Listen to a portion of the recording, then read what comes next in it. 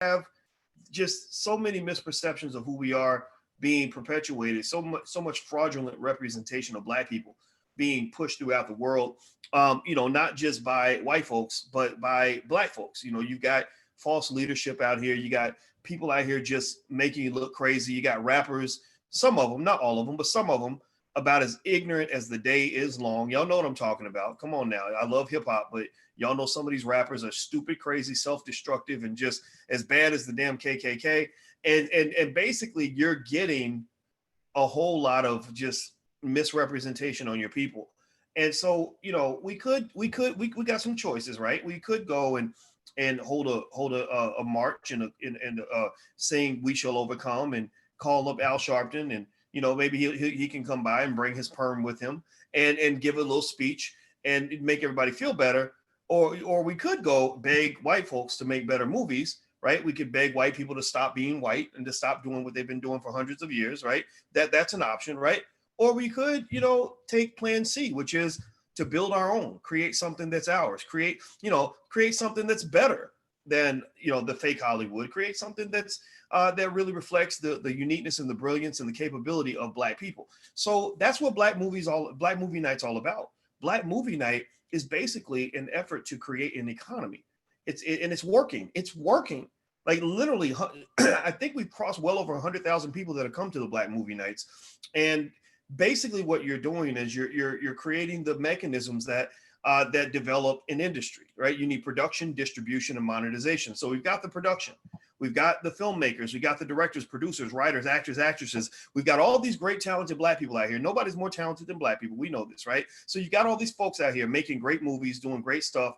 Everybody from people like, like the Byron Hertz to Marcus Small, who made the Melanin Code, which you guys love, to Tariq Nasheed doing Hidden Colors. Dorian Chandler did Resurrecting Black Wall Street. Tierra KJ Williams did Raising a Black Scholar. Raheem Shabazz is doing Elementary Genocide. You've got so many great Black filmmakers out here. Madam President. I mean, the list goes on and on and on. So you've got the production side, right? And then at that point, well, what do you need next? You need distribution. Why do you think Tyler Perry signed the deal with Lionsgate?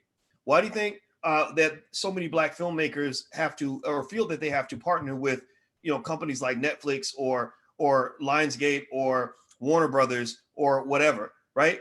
They have to do that because white folks typically control distribution. Historically, they control distribution, which is getting your product out to the masses. Well, guess what? This platform, it's not as big as Netflix, but we can say that we can reach about 4 million people on Facebook. We have maybe about we're approaching 1 million total YouTube subscribers, maybe 700,000, something like that. We have 100,000 people in the Black Business School. We have 300,000 or 400,000 of Black folks on email lists. So we can distribute, we can get it out to the masses. And then the last piece of building an industry is what they call monetization.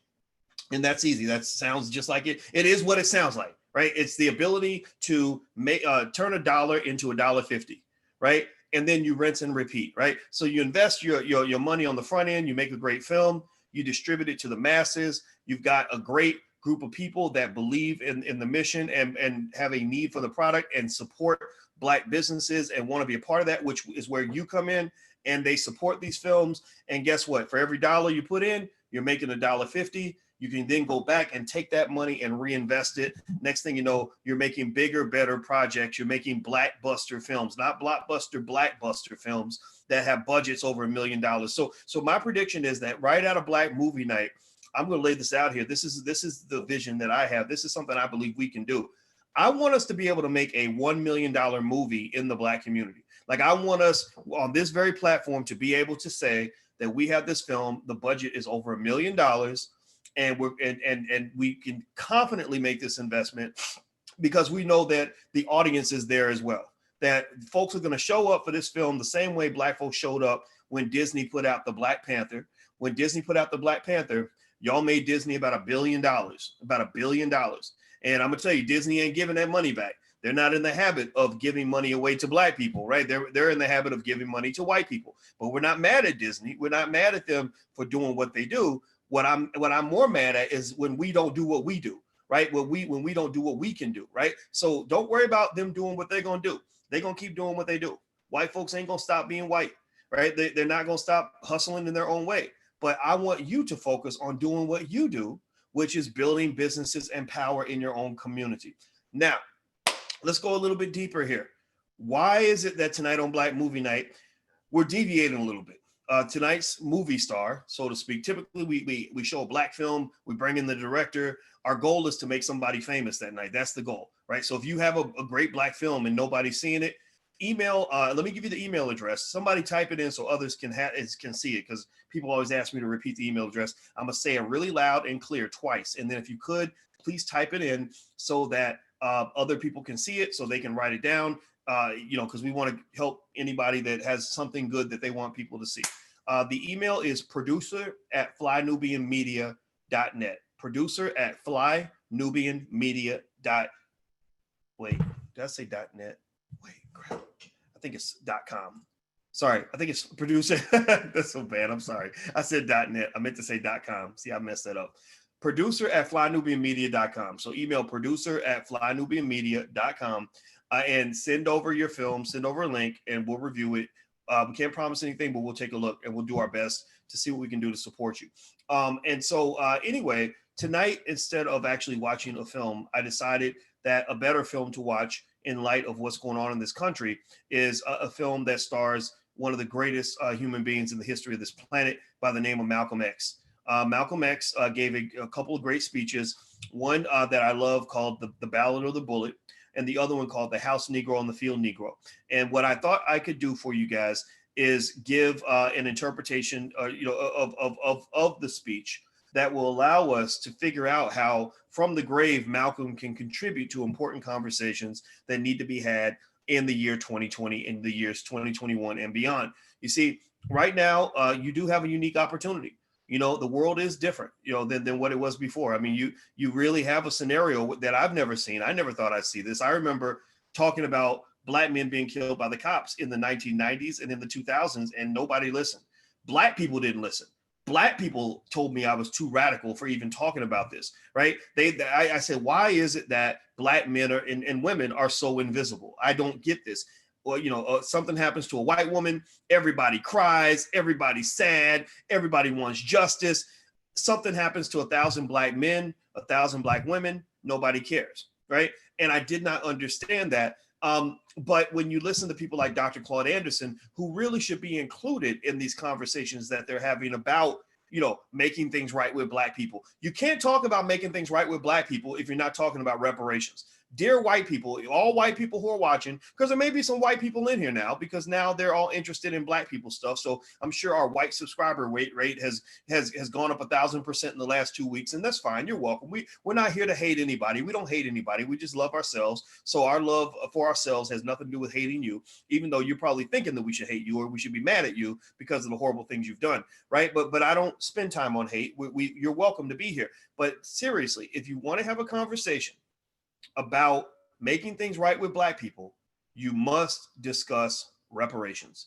You must discuss access to capital.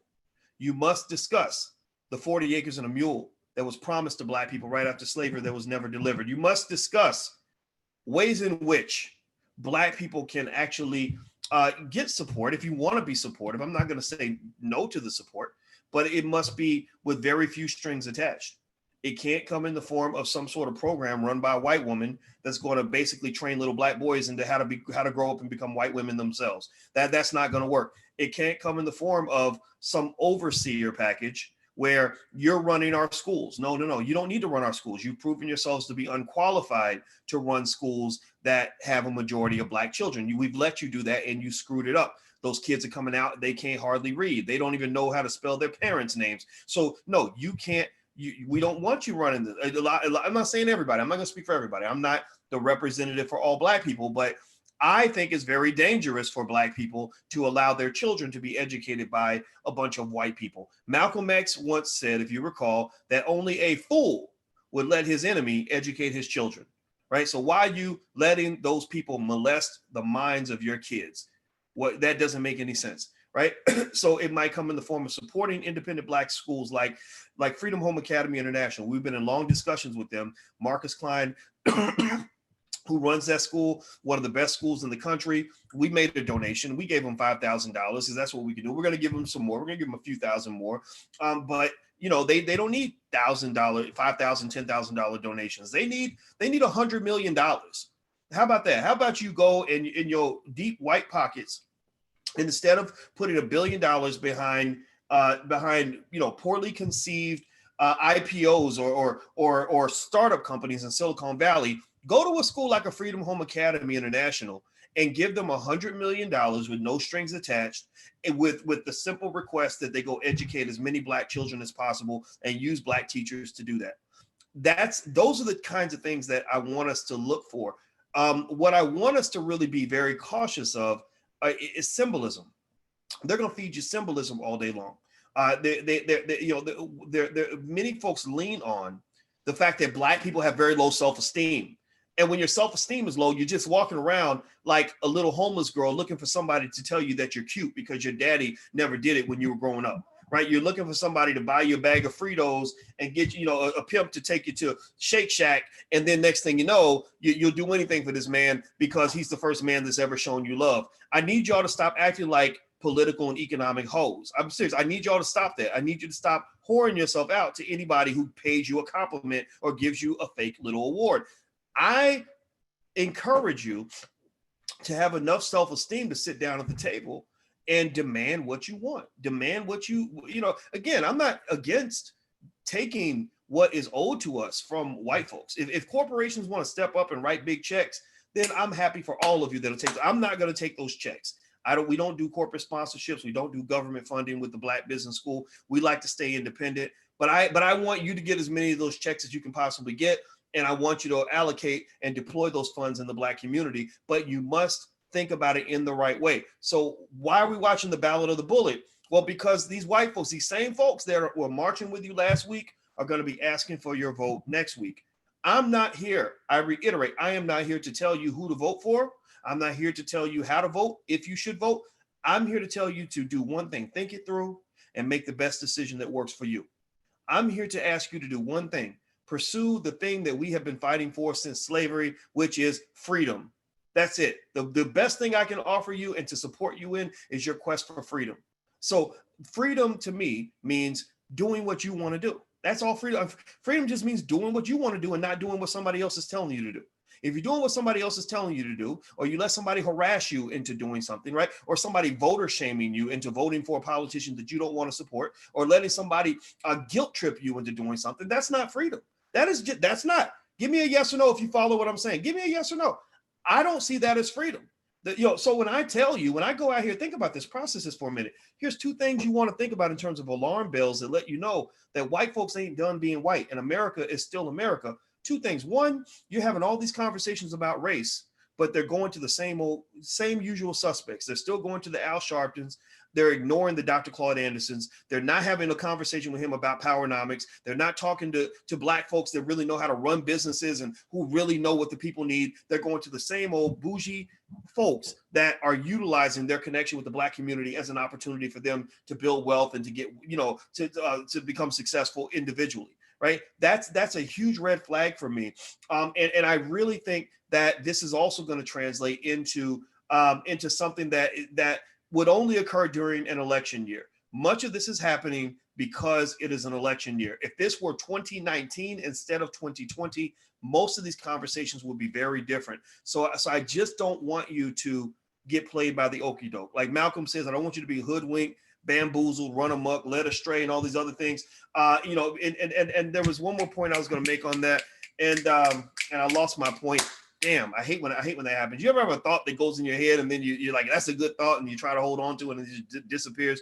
But here's the point. There you go. See, it just came back. I think you have to be cautious also about this fact. Okay, so many of you who've watched this podcast or who've been in this space for any significant period of time, that I have never told Black people who to vote for. That I've never told you that you're not welcome here if you're a Trump supporter. I've never said to a Trump supporter, you can't come up in here because you're supporting Trump. I've never said you can't come here because you support Biden. I never said you can't come in here because you didn't vote. I've never said you can't come in here because you're Green Party. I've never said that. All I've said is do what's best for you. All I've said is think it through and make the decision that works best for you and your family. Am I right? Give me a confirmation if you've seen this, if you know this, right? And a lot of you do know this. I have never told Black people what to do when they get in that voters booth, because I believe that is a fundamental freedom that you should have, that no one should be allowed to disturb. So if you know for a fact that I have never told Black people not to vote or who to vote for, well, why is it that there are so many people who have a problem, a big problem with what I have been saying to you? You don't understand. I got banned from Ebony magazine by one of the editors because she said he's telling Black people not to vote. I said, find me a recording anywhere where I told Black people not to vote or where I told Black people who to vote for. I've never done that. I've never done that. So the reason I bring this up is not because it's about me. I'm used to that, right? You have propaganda, you have misinformation, you have people that want to manipulate you, mislead you, all this other stuff. That's going to continue to happen. But I wanted to point that out as a red flag in the sense that, in this simple sense, why is it that some people have such a big problem with Black people making their own decisions? Why is it that people consider it to be a threat when someone simply says to Black people, look, just do what works best for you? White folks are going to do what's best for them. Politicians are sure as hell going to do what's best for them. You do what's best for you. They're going to be selfish. You be selfish. It doesn't mean you should vote for a certain politician and not vote. It means you should decide what to do based on what's going to work for you and your family. So I want to lay that out there. And that to me is a signal. When somebody doesn't really want you to do what's best for you, you have to ask yourself, do you really have my best interest at heart? Or do you have your best interest at heart? Are you thinking about me or are you thinking about you? Because you say you're thinking about me, but every time I tell you what I want to do, you tell me that I shouldn't do that and that I should do what you want me to do. So it sounds like you're thinking about you and you're not thinking about me. So what I'm here to just say to you guys is, and this is why I wanted Malcolm. Malcolm, I love the fact that we can access Malcolm because, there's something about being deceased that makes people immortal and almost untouchable. And there's something about being alive and in the trenches that makes people, throw swings at you and stuff like that, right? So maybe when I die, right, like I'm not scared of death. I'm not scared of death because I know the minute I die, I think I'll become an angel or something. I'll become immortal. I can speak, I can speak as one of the gods, and people will go back and watch old videos I made when I was here, because we appreciate things when they're gone, right? So I went to a funeral today and I told Alicia, I said, I want to actually create my own eulogy so that when I'm gone, the words will have more impact than they will while I'm here. So I don't want to die. I don't plan to die. I don't think I'm going to die, but I'm not scared to die. And if I die, that'll be a great opportunity for the words to sink in a little bit differently than they do when you're here. Because when you're just here, it's easy for people to just get mad and throw mud. But Malcolm's among the gods. He's among the ancestors now.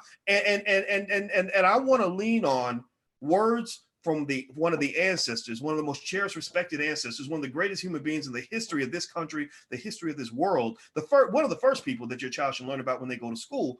And I want him to speak on what we're dealing with right now. Because as I said before, white folks ain't gonna stop being white. They haven't stopped being white. And I'm utterly fascinated by how much that Malcolm said in 1964, how much it resonates in the year 2020. That is another sign that America isn't moving forward as much as it claims to be. Okay, so those of you who are watching online, I want you guys to know that the live stream, I'm going to shut that off in a minute, and we're going to watch the Ballad of the Bullet.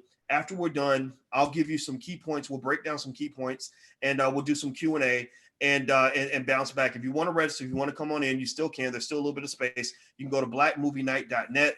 That's blackmovienight.net. All right, guys. So let me go ahead without further ado. Let's go ahead and get to the real deal here. Let's get Brother Malcolm on screen. Thank you for indulging me with by letting me express that point of view, and I hope that benefited you. So give me a second here. Let me play this. And by the way, if you get the urge to chat, please don't do that. We did a vote last time, and the majority of you voted, 2/3 of you voted that you would rather not have people chatting during the screening. Now, I didn't turn the chat off because I want you to be able to chat before the film, and I'd have to go turn it off before, like all together, and I want you to be able to have some conversation. But if you could, we can do it kind of like voluntary social distancing. If you could, just out of respect for the other members, don't do any chatting or anything. Or if you want to chat to a particular person, I think it'll let you send a message to a particular person, but don't send it to the whole group.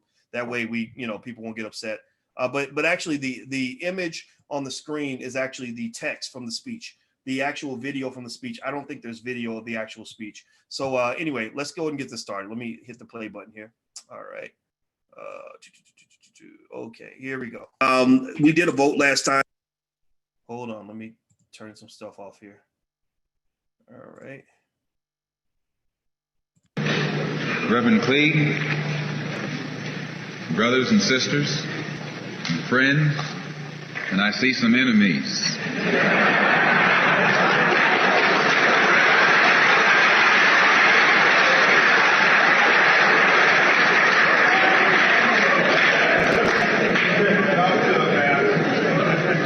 I think we'd be fooling ourselves if we had an audience this large and didn't realize that there were some enemies present. This afternoon, we want to talk about the ballot or the bullet. The ballot or the bullet explains itself. But before we get into it, since this is the year of the ballot or the bullet, I would like to clarify some things that refer to me personally concerning my own personal position. I'm still a Muslim. That is, my religion is still Islam.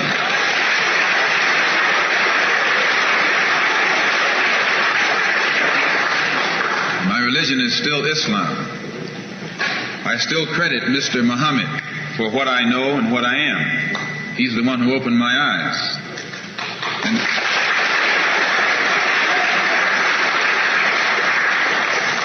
At present, I'm the minister of the newly founded Muslim Mosque Incorporated, which has its offices in the Teresa Hotel right in the heart of Harlem. That's the Black Belt in New York City. And when we realize that Adam Clayton Powell is a Christian minister, he has the Abyssinia Baptist Church, but at the same time he's more famous for his political struggling. And Dr. King is a Christian minister from Atlanta, Georgia, but he's become more famous for being involved in the civil rights struggle. There's another in New York, Reverend Galamison. I don't know if you've heard of him out here. He's a Christian minister from Brooklyn, but has become famous for his fight against the segregated school system in Brooklyn. Reverend Cleage, right here, is a Christian minister here in Detroit. He's the head of the Freedom Now Party. All of these are Christian ministers.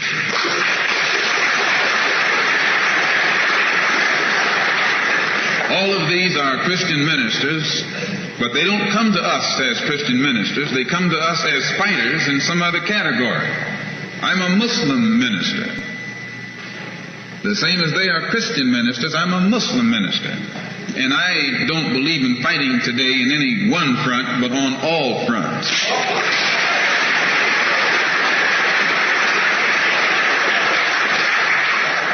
In fact, I'm a black nationalist freedom fighter.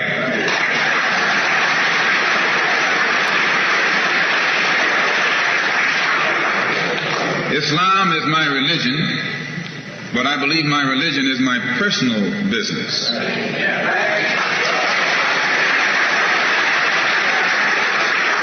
It governs my personal life, my personal morals. And my religious philosophy is personal between me and the God in whom I believe. Just as the religious philosophy of these others is between them and the God in whom they believe. And this is best this way. Were we to come out here discussing religion, we'd have too many differences from the outstart, and we could never get together.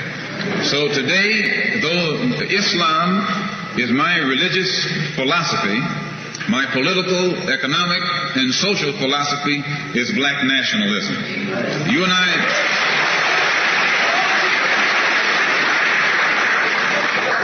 As I say, if we bring up religion, we'll have differences, we'll have arguments, we'll never be able to get together. But if we keep our religion at home, keep our religion in the closet, keep our religion between ourselves and our God. But when we come out here, we have a fight that's common to all of us against the enemy who is common to all of us.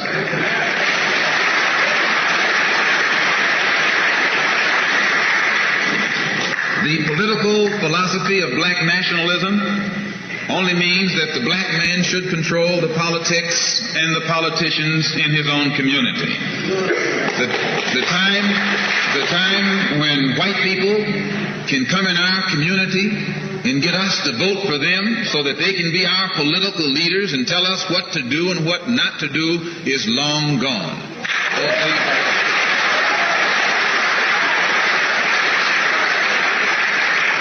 By the same token, the time when that same white man, knowing that your eyes are too far open, can send another Negro into the community and get you and me to support him so he can use him to lead us astray, those days are long gone.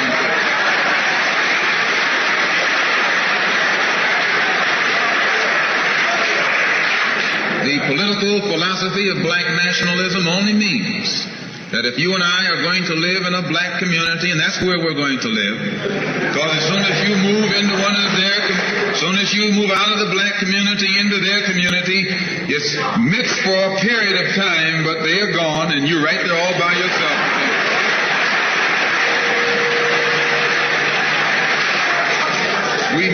We must understand the politics of our community, and we must know what politics is supposed to produce. We must know what part politics play in our lives. And until we become politically mature, we will always be misled, led astray, or deceived or maneuvered into supporting someone politically who doesn't have the good of our community at heart. So the political philosophy of black nationalism only means that we will have to carry on a political program of re-education to open our people's eyes, make us become more politically conscious, politically mature. And then we will, whenever we get ready to cast our ballot, that ballot will be cast for a man of the community who has the good of the community at heart.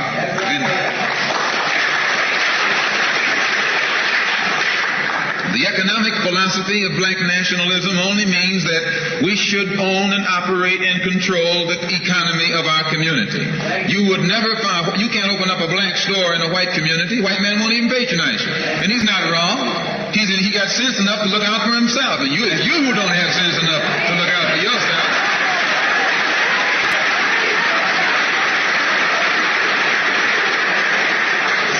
The white man is too intelligent to let someone else come and gain control of the economy of his community. But you will let anybody come in and control the economy of your community. Control the housing, control the education, control the jobs, control the businesses under the pretext that you want to integrate. No, you're out of your mind.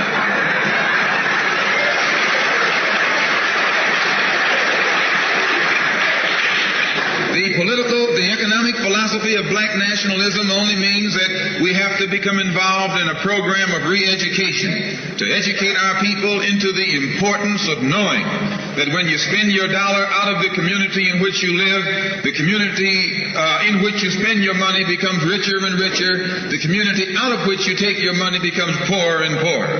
And because these Negroes who have been misled, misguided, are breaking their necks to take their money and spend it with the man. The man is becoming richer and richer, and you're becoming poorer and poorer. And then what happens? The community in which you live becomes a slum. It becomes a ghetto.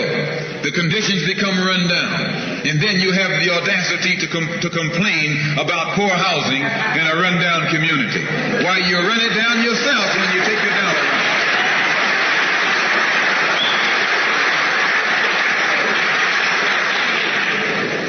And you and I are in a double track. Because not only do we lose by taking our money someplace else and spending it, when we try and spend it in our own community, we're trapped because we haven't had sense enough to set up stores and control the businesses of our community.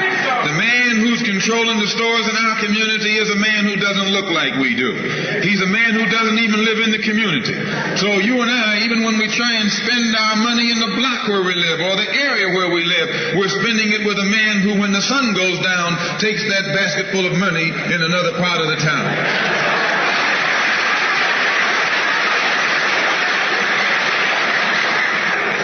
So we're trapped, double trapped, triple trapped. Anywhere we go, we find that we're trapped. And every kind of solution that someone comes up with is just another trap. But the political and economic philosophy of black nationalism, the economic philosophy of black nationalism shows our people the importance of setting up these little stores and developing them and expanding them into larger operations. Woolworth didn't start out big like they are today. They started out with a dime store and expanded and expanded and expanded until today they're all over the country and all over the world, and they're getting some of everybody's money. Now this, what you and I in General Motors, the same way, didn't start out like it is. It started out just a little rat race type operation, and it expanded and expanded until today is where it is right now. And you and I have to make a start. And the best place to start is right in the community where we live.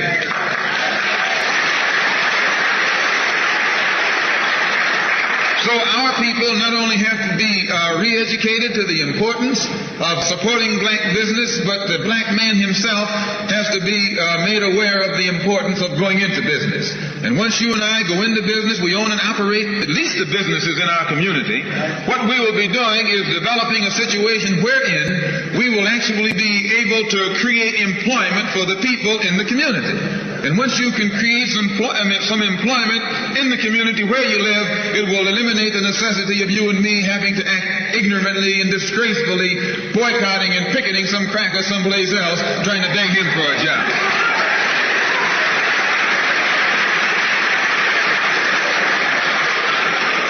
Anytime you have to rely upon your enemy for a job, you're in bad shape. And he is your enemy. Anytime, you wouldn't be in this country if some enemy hadn't kidnapped you and brought you here.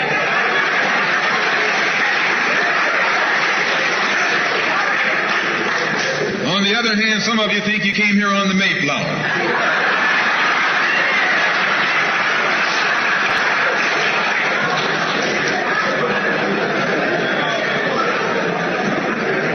So as you can see, brothers and sisters, today, this afternoon, it's not our intention to discuss religion. We're going to forget religion. If we bring up religion, we'll be in an argument. And the best way to keep away from arguments and differences, as I said earlier, put your religion at home, in the closet. Keep it between you and your God. Because if it hasn't done anything more for you than it has, you need to forget it anyway.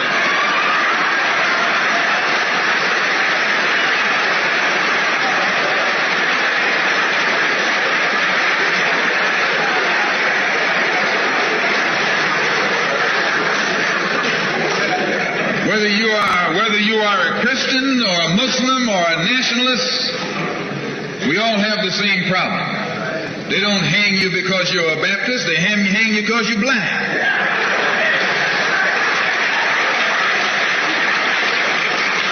They don't attack me because I'm a Muslim, they attack me because I'm black. They attack all of us for the same reason. All of us catch hell from the same enemy.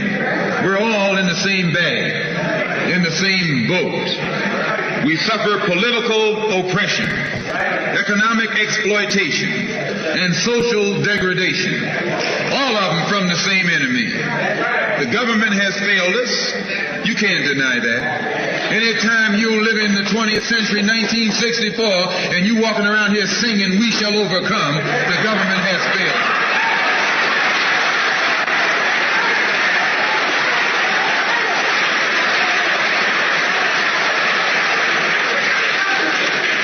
This is part of what's wrong with you. You do too much singing.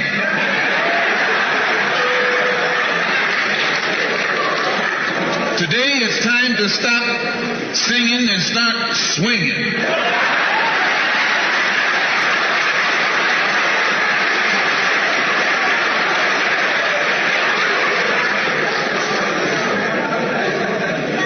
You can't sing up on freedom, but you can swing up on some freedom.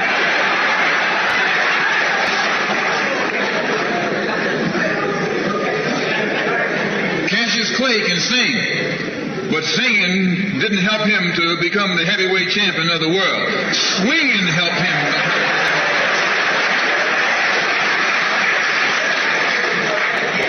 So this government has failed us. The government itself has failed us. And the white liberals who have been posing as our friends have failed us. And once we see that all these other sources to which we've turned have failed, we stop turning to them and turn to ourselves. We need a self-help program. Do it yourself philosophy. Do it right now philosophy. It's already too late philosophy. This is what you and I need to get with. And the only way we're going to solve our problem is with a self-help program. Before we can get a self-help program started, we have to have a self-help philosophy. Black nationalism is a self-help philosophy. What's so good about it, you can stay right in the church where you are and still take black nationalism as your philosophy. You can stay in any kind of civic organization that you belong to and still take black nationalism as your philosophy. You can be an atheist and still take black nationalism as your philosophy. This is a philosophy that eliminates the necessity for division and argument. Because if you're black, you should be thinking black. And if you're black and you're not thinking black at this late date, well, I'm sorry for you.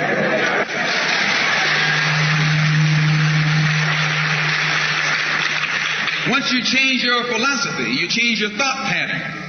Once you change your thought pattern, you change your attitude. Once you change your attitude, it changes your behavior pattern. And then you go on into some action. As long as you got a sit-down philosophy, you'll have a sit-down thought pattern. And as long as you think that old sit-down thought, you'll be in some kind of sit-down action. They'll have you sitting in everywhere.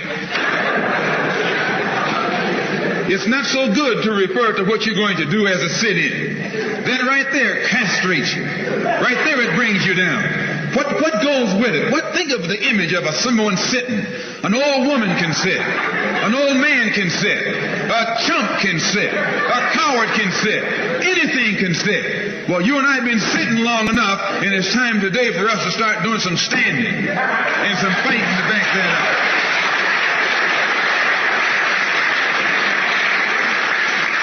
When we look at other parts of this earth upon which we live, we find that black, brown, red, and yellow people in Africa and Asia are getting their independence. They're not getting it by singing, "We shall overcome." No, they're getting it through nationalism. It is nationalism that brought about the independence of the people in Asia. Every nation in Asia gained its independence through the philosophy of nationalism. Every nation on the African continent that has gotten its independence brought it about through the philosophy of nationalism. And it will take black nationalism to bring about the freedom of 22 million Afro-Americans here in this country where we have suffered colonialism for the past 400 years.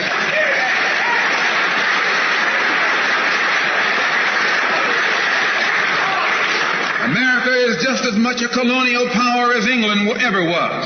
America is just as much a colonial power as France ever was. In fact, America is more so a colonial power than they, because she's a hypocritical colonial power behind it.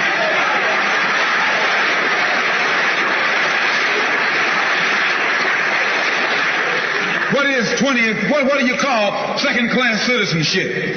Why, that's colonization. Second-class citizenship is nothing but 20th century slavery. How are you going to tell me you're a second-class citizen? They don't have second-class citizenship in any other government on this earth. They just have slaves and people who are free. Well, this country is a hypocrite. They try and make you think they set you free by calling you a second-class citizen. No, you're nothing but a 20th century slave.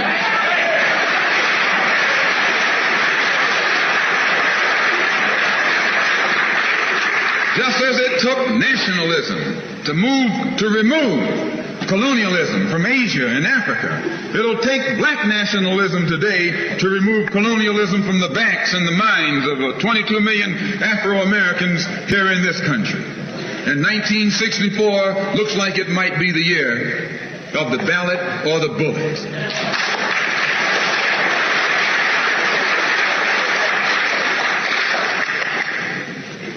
Why does it look like it might be the year of the ballot or the bullet? Because Negroes have listened to the trickery and the lies and the false promises of the white man now for too long. They've become disenchanted. They've become disillusioned. They've become dissatisfied. And all of this has built up frustrations in the black community that makes the black community throughout America today more explosive than all of the atomic bombs the Russians can ever invent. Whenever you got a racial powder keg sitting in your lap, you're in more trouble than if you had an atomic powder keg sitting in your lap. When a racial powder keg goes off, it doesn't care who it knocks out the way. Understand this, it's dangerous. And in 1964, this seems to be the year. Because what can the white man use now to fool us? After he put down that march on Washington, and you see all through that now, he tricked you, had you marching down to Washington. Yes, had you marching back and forth between the feet of a dead man named Lincoln and another dead man named George Washington, singing "We Shall Overcome."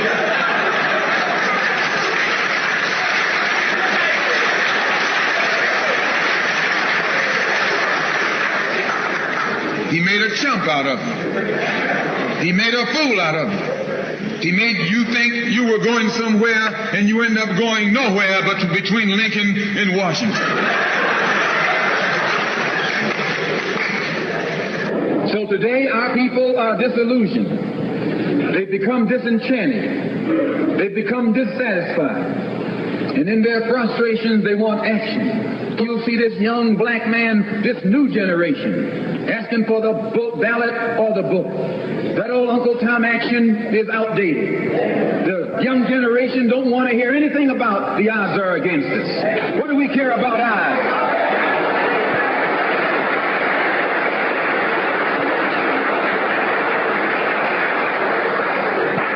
When this country here was first being founded, there were 13 colonies.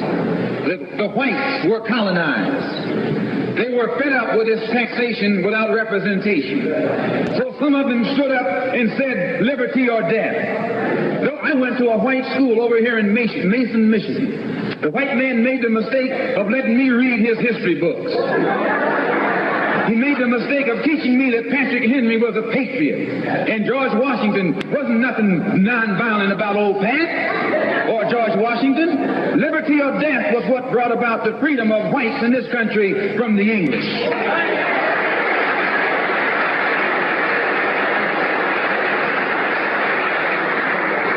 They didn't care about the arts.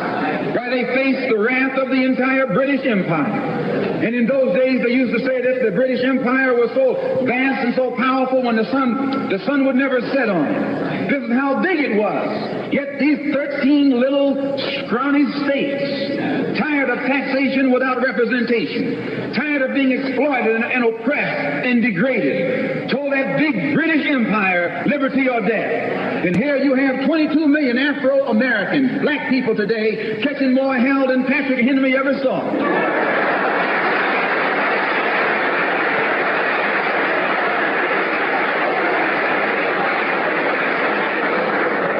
I'm here to tell you, in case you don't know it, that you got a new generation of black people in this country who don't care anything whatsoever about ours. They don't want to hear you old Uncle Tom handkerchief heads talking about the honor. No.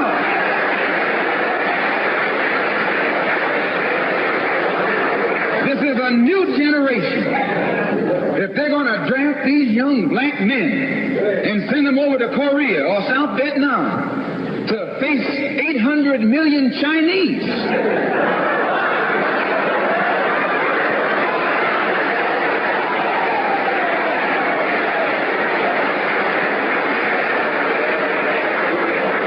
If you're not afraid of those odds, you shouldn't be afraid of these odds.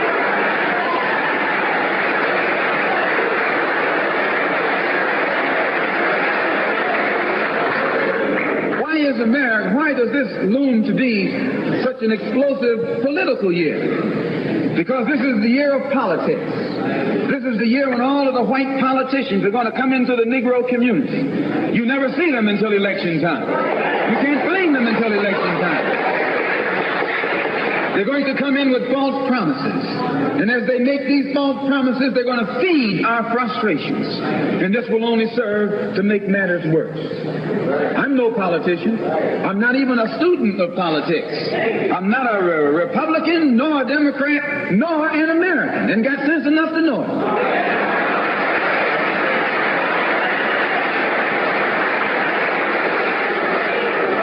I'm one of the 22 million black victims of the Democrats.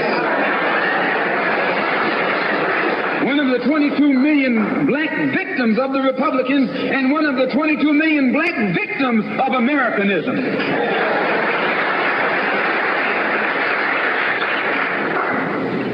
And when I speak, I don't speak as a Democrat or a Republican. I speak as a victim of America's so-called democracy. You and I have never seen democracy. All we've seen is hypocrisy.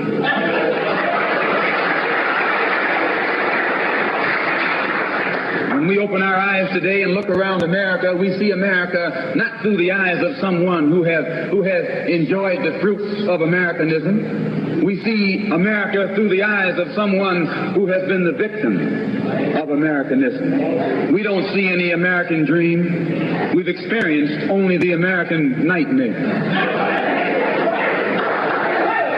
We haven't benefited from America's democracy. We've only suffered from America's hypocrisy. And the generation that's coming up now can see it and are not afraid to say it. If you go to jail, so what? If you're black, you were born in jail.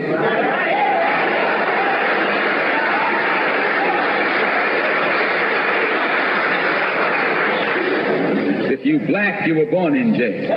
In the North as well as the South. Stop talking about the South. As long as you're south of the Canadian border, you're south.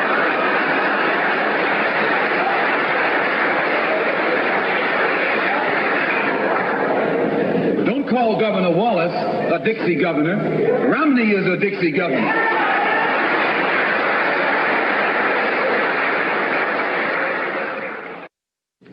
22 million black victims of Americanism are waking up, and they're gaining a new political consciousness, becoming politically mature. And as they develop this political maturity, they're able to see the recent trends in these political elections. They see that the whites are so evenly divided that every time they vote, the race is so close they have to go back and count the votes all over again. And which means that any block, any minority that has a block of votes that stick together is in a strategic position. Either way you go, that's who gets it. You're in a position to determine who'll go to the White House and who'll stay in the doghouse. You're the one who has that power. You can keep Johnson in Washington, D.C., or you can send him back to his Texas cotton patch.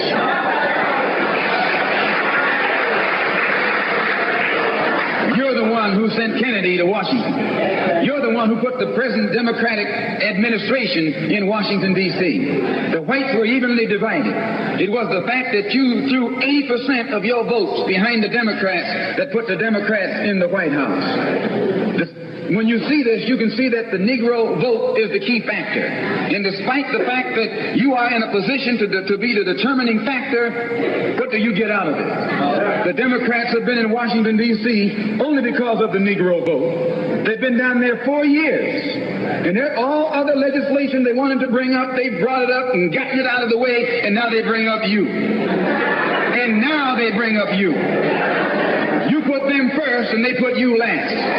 Because you're a chump.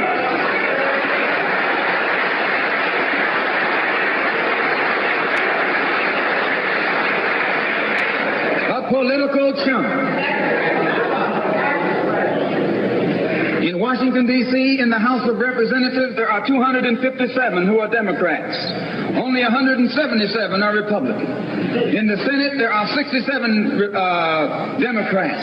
Only 33 are Republicans.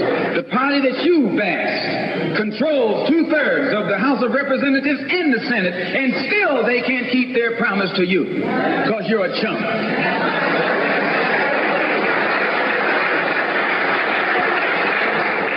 Anytime you throw your weight behind a political party that controls 2/3 of the government, and that party can't keep the promise that it made to you during election time, and you are dumb enough to walk around continuing to identify yourself with that party, you're not only a chump, but you're a traitor to your race.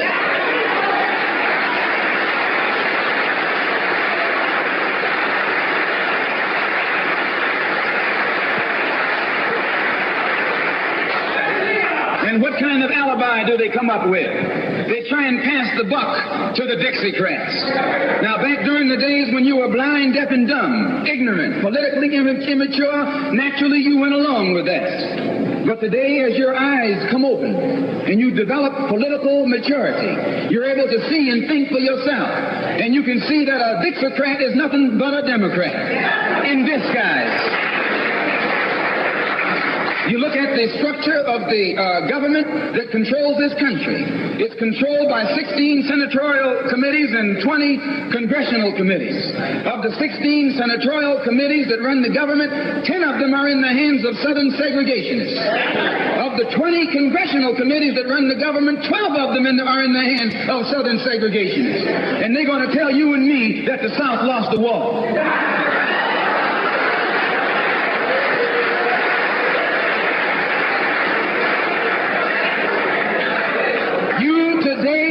Are in the hands of a government of segregationists, racists, white supremacists, who belong to the Democratic Party but disguise themselves as Dixiecrats. A Dixiecrat is nothing but a Democrat. Whoever runs the Democrats is also the father of the Dixiecrats, and the father of all of them is sitting in the White House.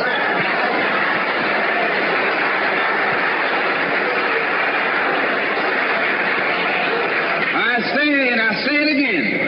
You got a president who's nothing but a Southern segregationist.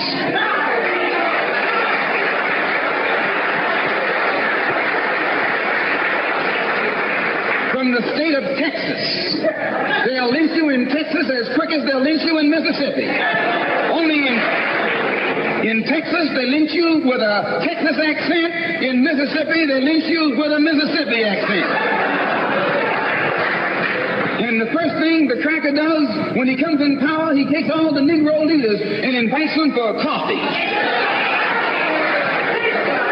to show that he's all right. And those Uncle Toms can't pass up the coffee.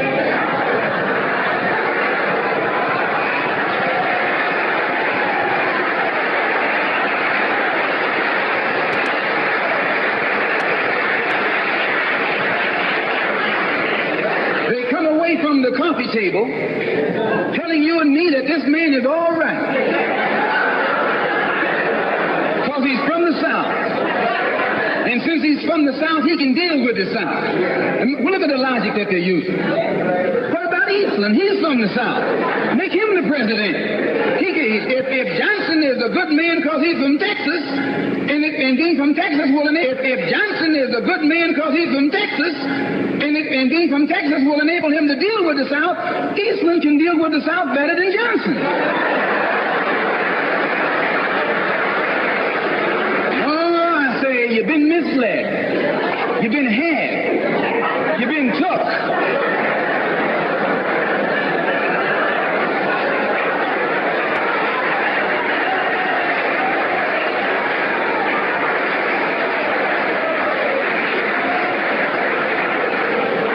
Washington a couple of weeks ago while the senators were filibustering.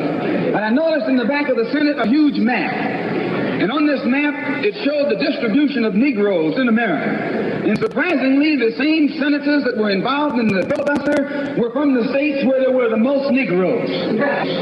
Why were they filibustering the civil rights legislation? Because the civil rights legislation is supposed to guarantee voting rights to Negroes in those states. And those senators from those states know that if the Negroes in those states can vote, those senators are down the drain.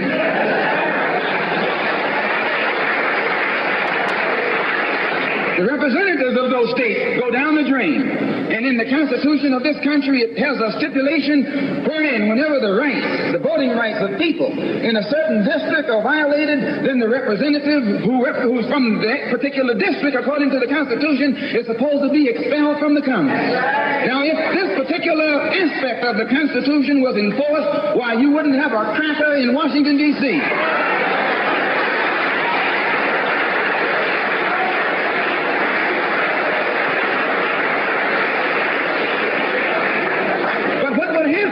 When you expel the Dixiecrat, you're expelling the Democrat. When you destroy the power of the Dixiecrat, you're destroying the power of the Democratic Party.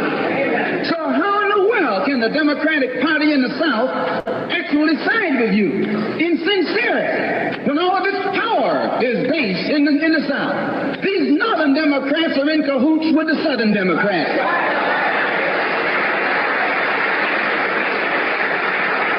They're playing a giant con game, a political con game. You know how it goes. One of them comes to you and make believe he's for you, and he's in cahoots with the other one that's not for you. Why? Because neither one of them is for you. But they got to make you go with one of them or the other. So this is a con game, and this is what they've been doing with you and me all these years. First thing Johnson got off the plane when he became president, he asked, "Where's Dickie?" You know who Dickie is? Dickie is old Southern cracker Richard Russell. Look here. Yes. Lyndon B. Johnson's best friend is the one who is who's heading the forces that are filibustering civil rights legislation. You tell me, how in the hell is he going to be Johnson's best friend?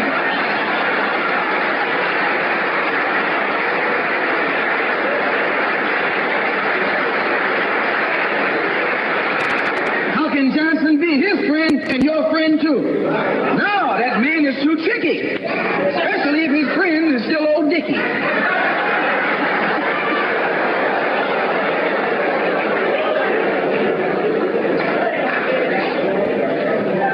Whenever the Negroes keep the Democrats in power, they're keeping the Dixiecrats in power. This is true. A vote for a Democrat is nothing but a vote for a Dixiecrat.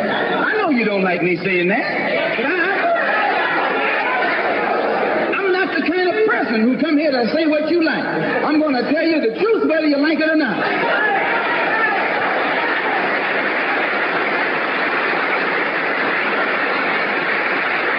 Up here in the North, you have the same thing.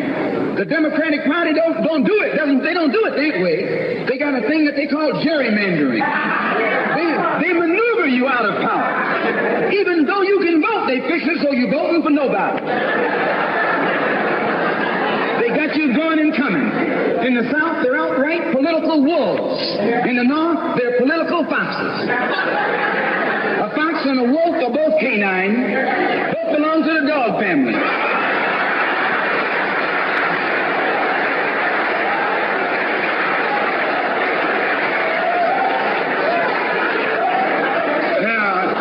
Your choice. You're going to choose a northern dog or a southern dog. Because either dog you choose, I guarantee you, you'll still be in the doghouse. This is why I say it's the ballot or the bullet. It's liberty or it's death. It's freedom for everybody or freedom for nobody.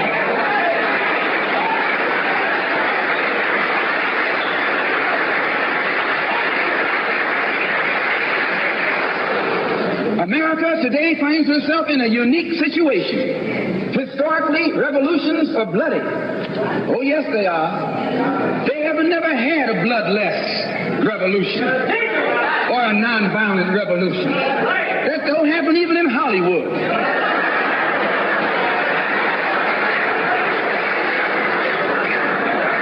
You don't have a revolution in which you love your enemy. And you don't have a revolution in which you are begging the system of exploitation to integrate you into it. Revolutions overturn systems. Revolutions destroy systems. A revolution is bloody.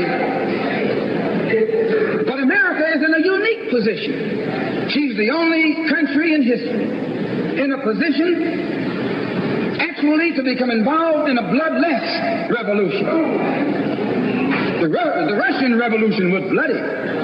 Chinese Revolution was bloody. French Revolution was bloody. Cuban Revolution was bloody. And there was nothing more bloody than the American Revolution. But today, this country can become involved in a revolution that won't take bloodshed.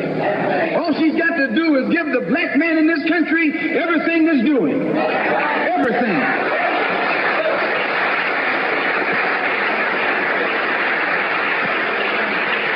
I hope that the white man can see this, because if you don't see it, you're finished.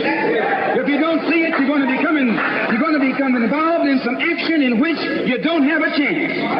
And we don't care anything about your atomic bomb. It's useless, because other countries have atomic bombs. When 2 or 3 different countries have atomic bombs, nobody can use it. So it means that the white man today is without a weapon. If you want some action, you got to come on down to earth. And there's more black people on earth than there are white people on earth.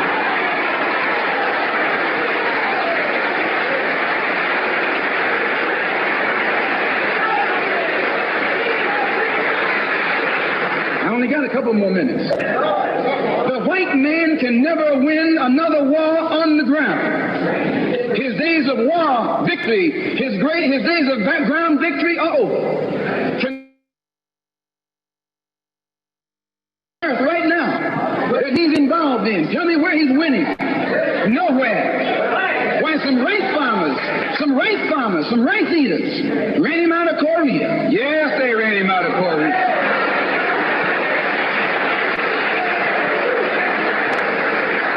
Rice eaters with nothing but gym shoes and a rifle and a bowl of rice. Took him and his tanks and his napalm and all that other action he's supposed to have and ran him across the Yalu. Why? Because the day that he can win on the ground is past. Up in French Indochina, those little peasants, rice growers, took on the might of the French army and ran all the Frenchmen. You remember Dien Bien Phu?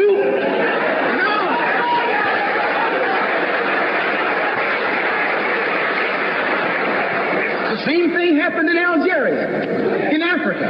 They didn't have anything but a rifle. The French had all these highly mechanized instruments of warfare, but they put some guerrilla action on. And a white man can't fight a guerrilla warfare. Guerrilla action takes heart, takes nerve, and he doesn't have that.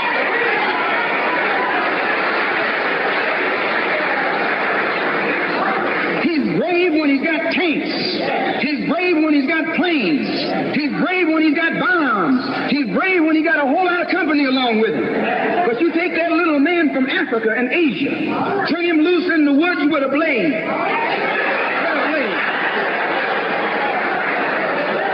That's all he needs. All he needs is a blade. And when the sun comes down, goes down, and it's dark, it's even Steven.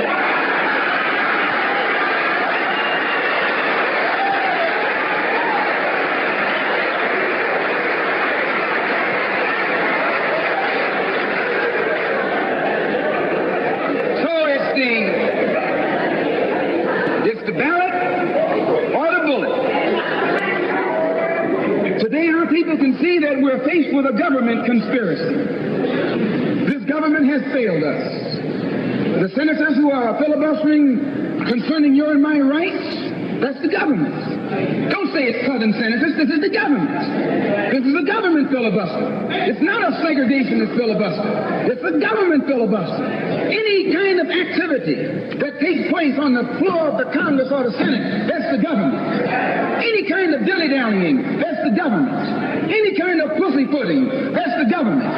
Any kind of act that's designed to delay or deprive you and me right now of getting full rights, that's the government that's responsible. And anytime you find the government involved in a conspiracy to violate the citizenship or the civil rights of a people, then you are wasting your time going to that government expecting redress. Instead, you have to take that government to the world court and accuse it of genocide and all of the other crimes that it is guilty of today.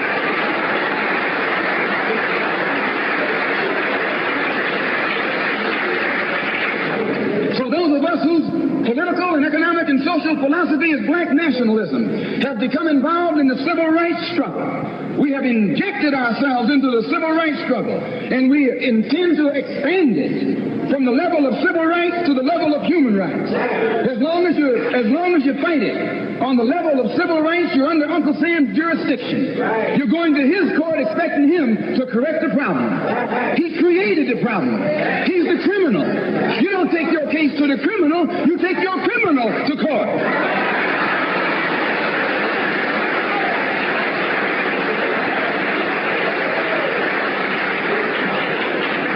When the government of South Africa began to trample upon the human rights of the people of South Africa, they were taken to the UN. When the government of Portugal began to trample upon the rights of our brothers and sisters in Angola, it was taken before the UN.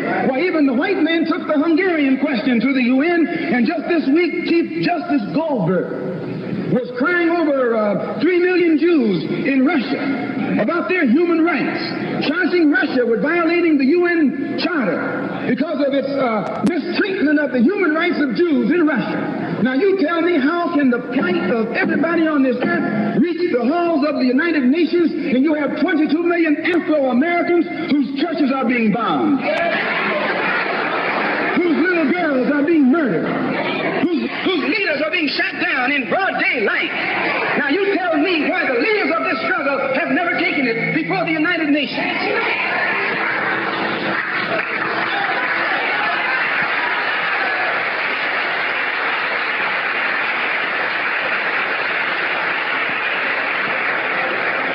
So our next move is to take the entire civil rights struggle problem into the United Nations.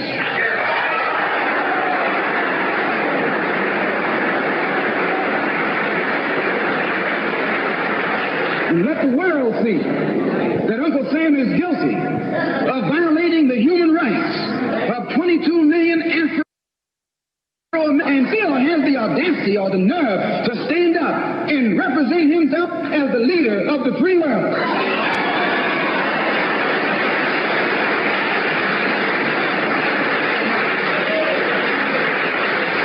Not only is he a crook, he's a hypocrite.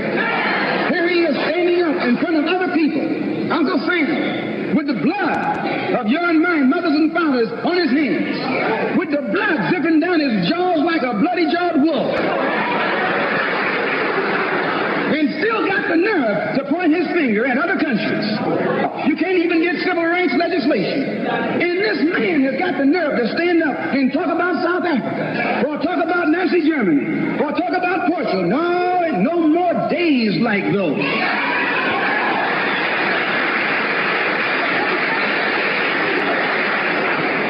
So I say in my conclusion, the only way we're going to solve it, we got to unite in unity and harmony. And black nationalism is the key.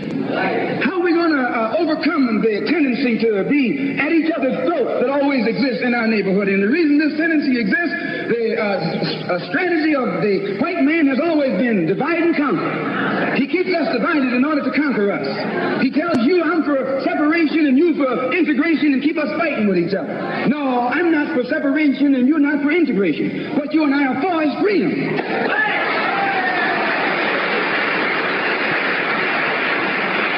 Only you think that integration will get you freedom. I think separation will get me freedom.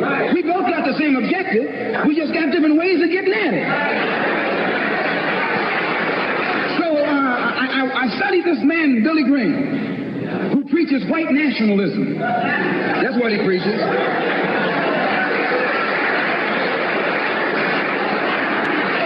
I say that's what he preaches. The whole church structure in this country is white nationalism. You go inside a white church, that's what they're preaching, white nationalism. They got Jesus white, Mary white, God white, everybody white. That's white nationalism.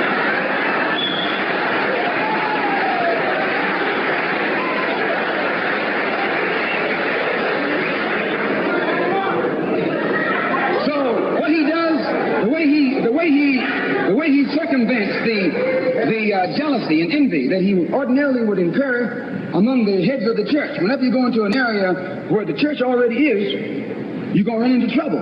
Because they got that thing, what you call it, syndicated. So they got a syndicate just like the racketeers have. I'm going to say what's on my mind because the church is already, the preachers already proved to you that they got a syndicate.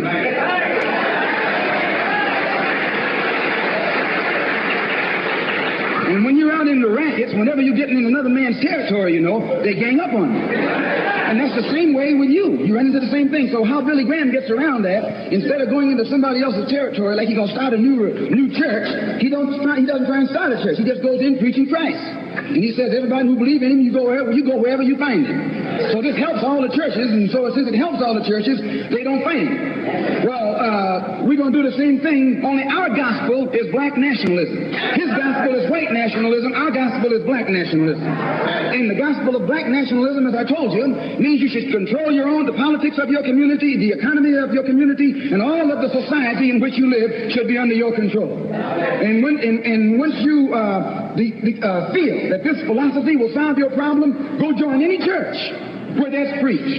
Don't join a church where white nationalism is preached. Now you can go to a Negro church and be exposed to white nationalism. But when you walk in a Negro church and a white Mary and some white angels, that Negro church is preaching white nationalism.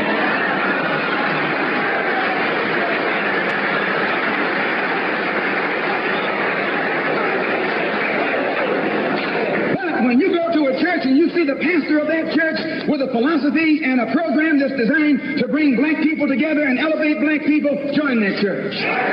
Join that church. If you see where the NAACP is preaching and practicing that which is designed to make black nationalism materialize, join NAACP. Join any kind of organization, civic, religious, fraternal, political, or otherwise, that's based on lifting the black man up and making him master of his own community.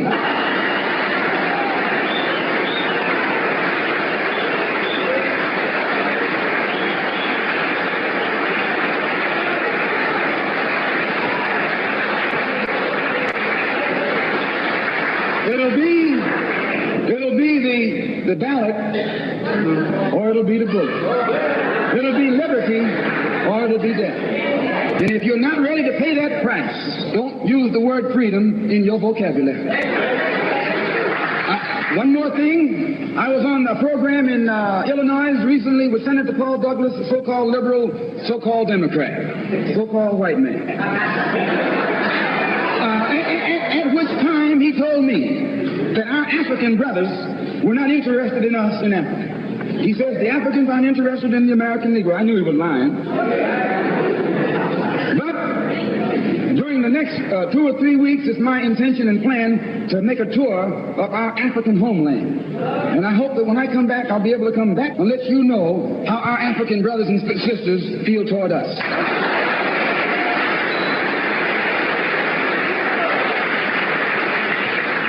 And I know before I go there that they love us.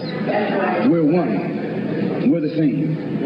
The same man who has colonized them all these years colonized you and me too. All these years. And all we have to do now is wake up and work in unity and harmony, and the battle will be over.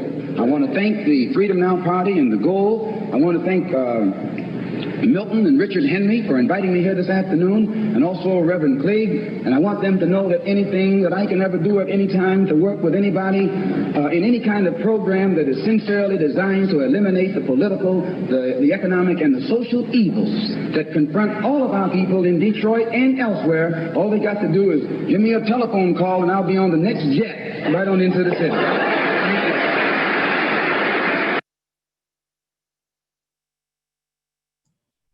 All right, everybody. All right. So tell me, what did you think? What did you think?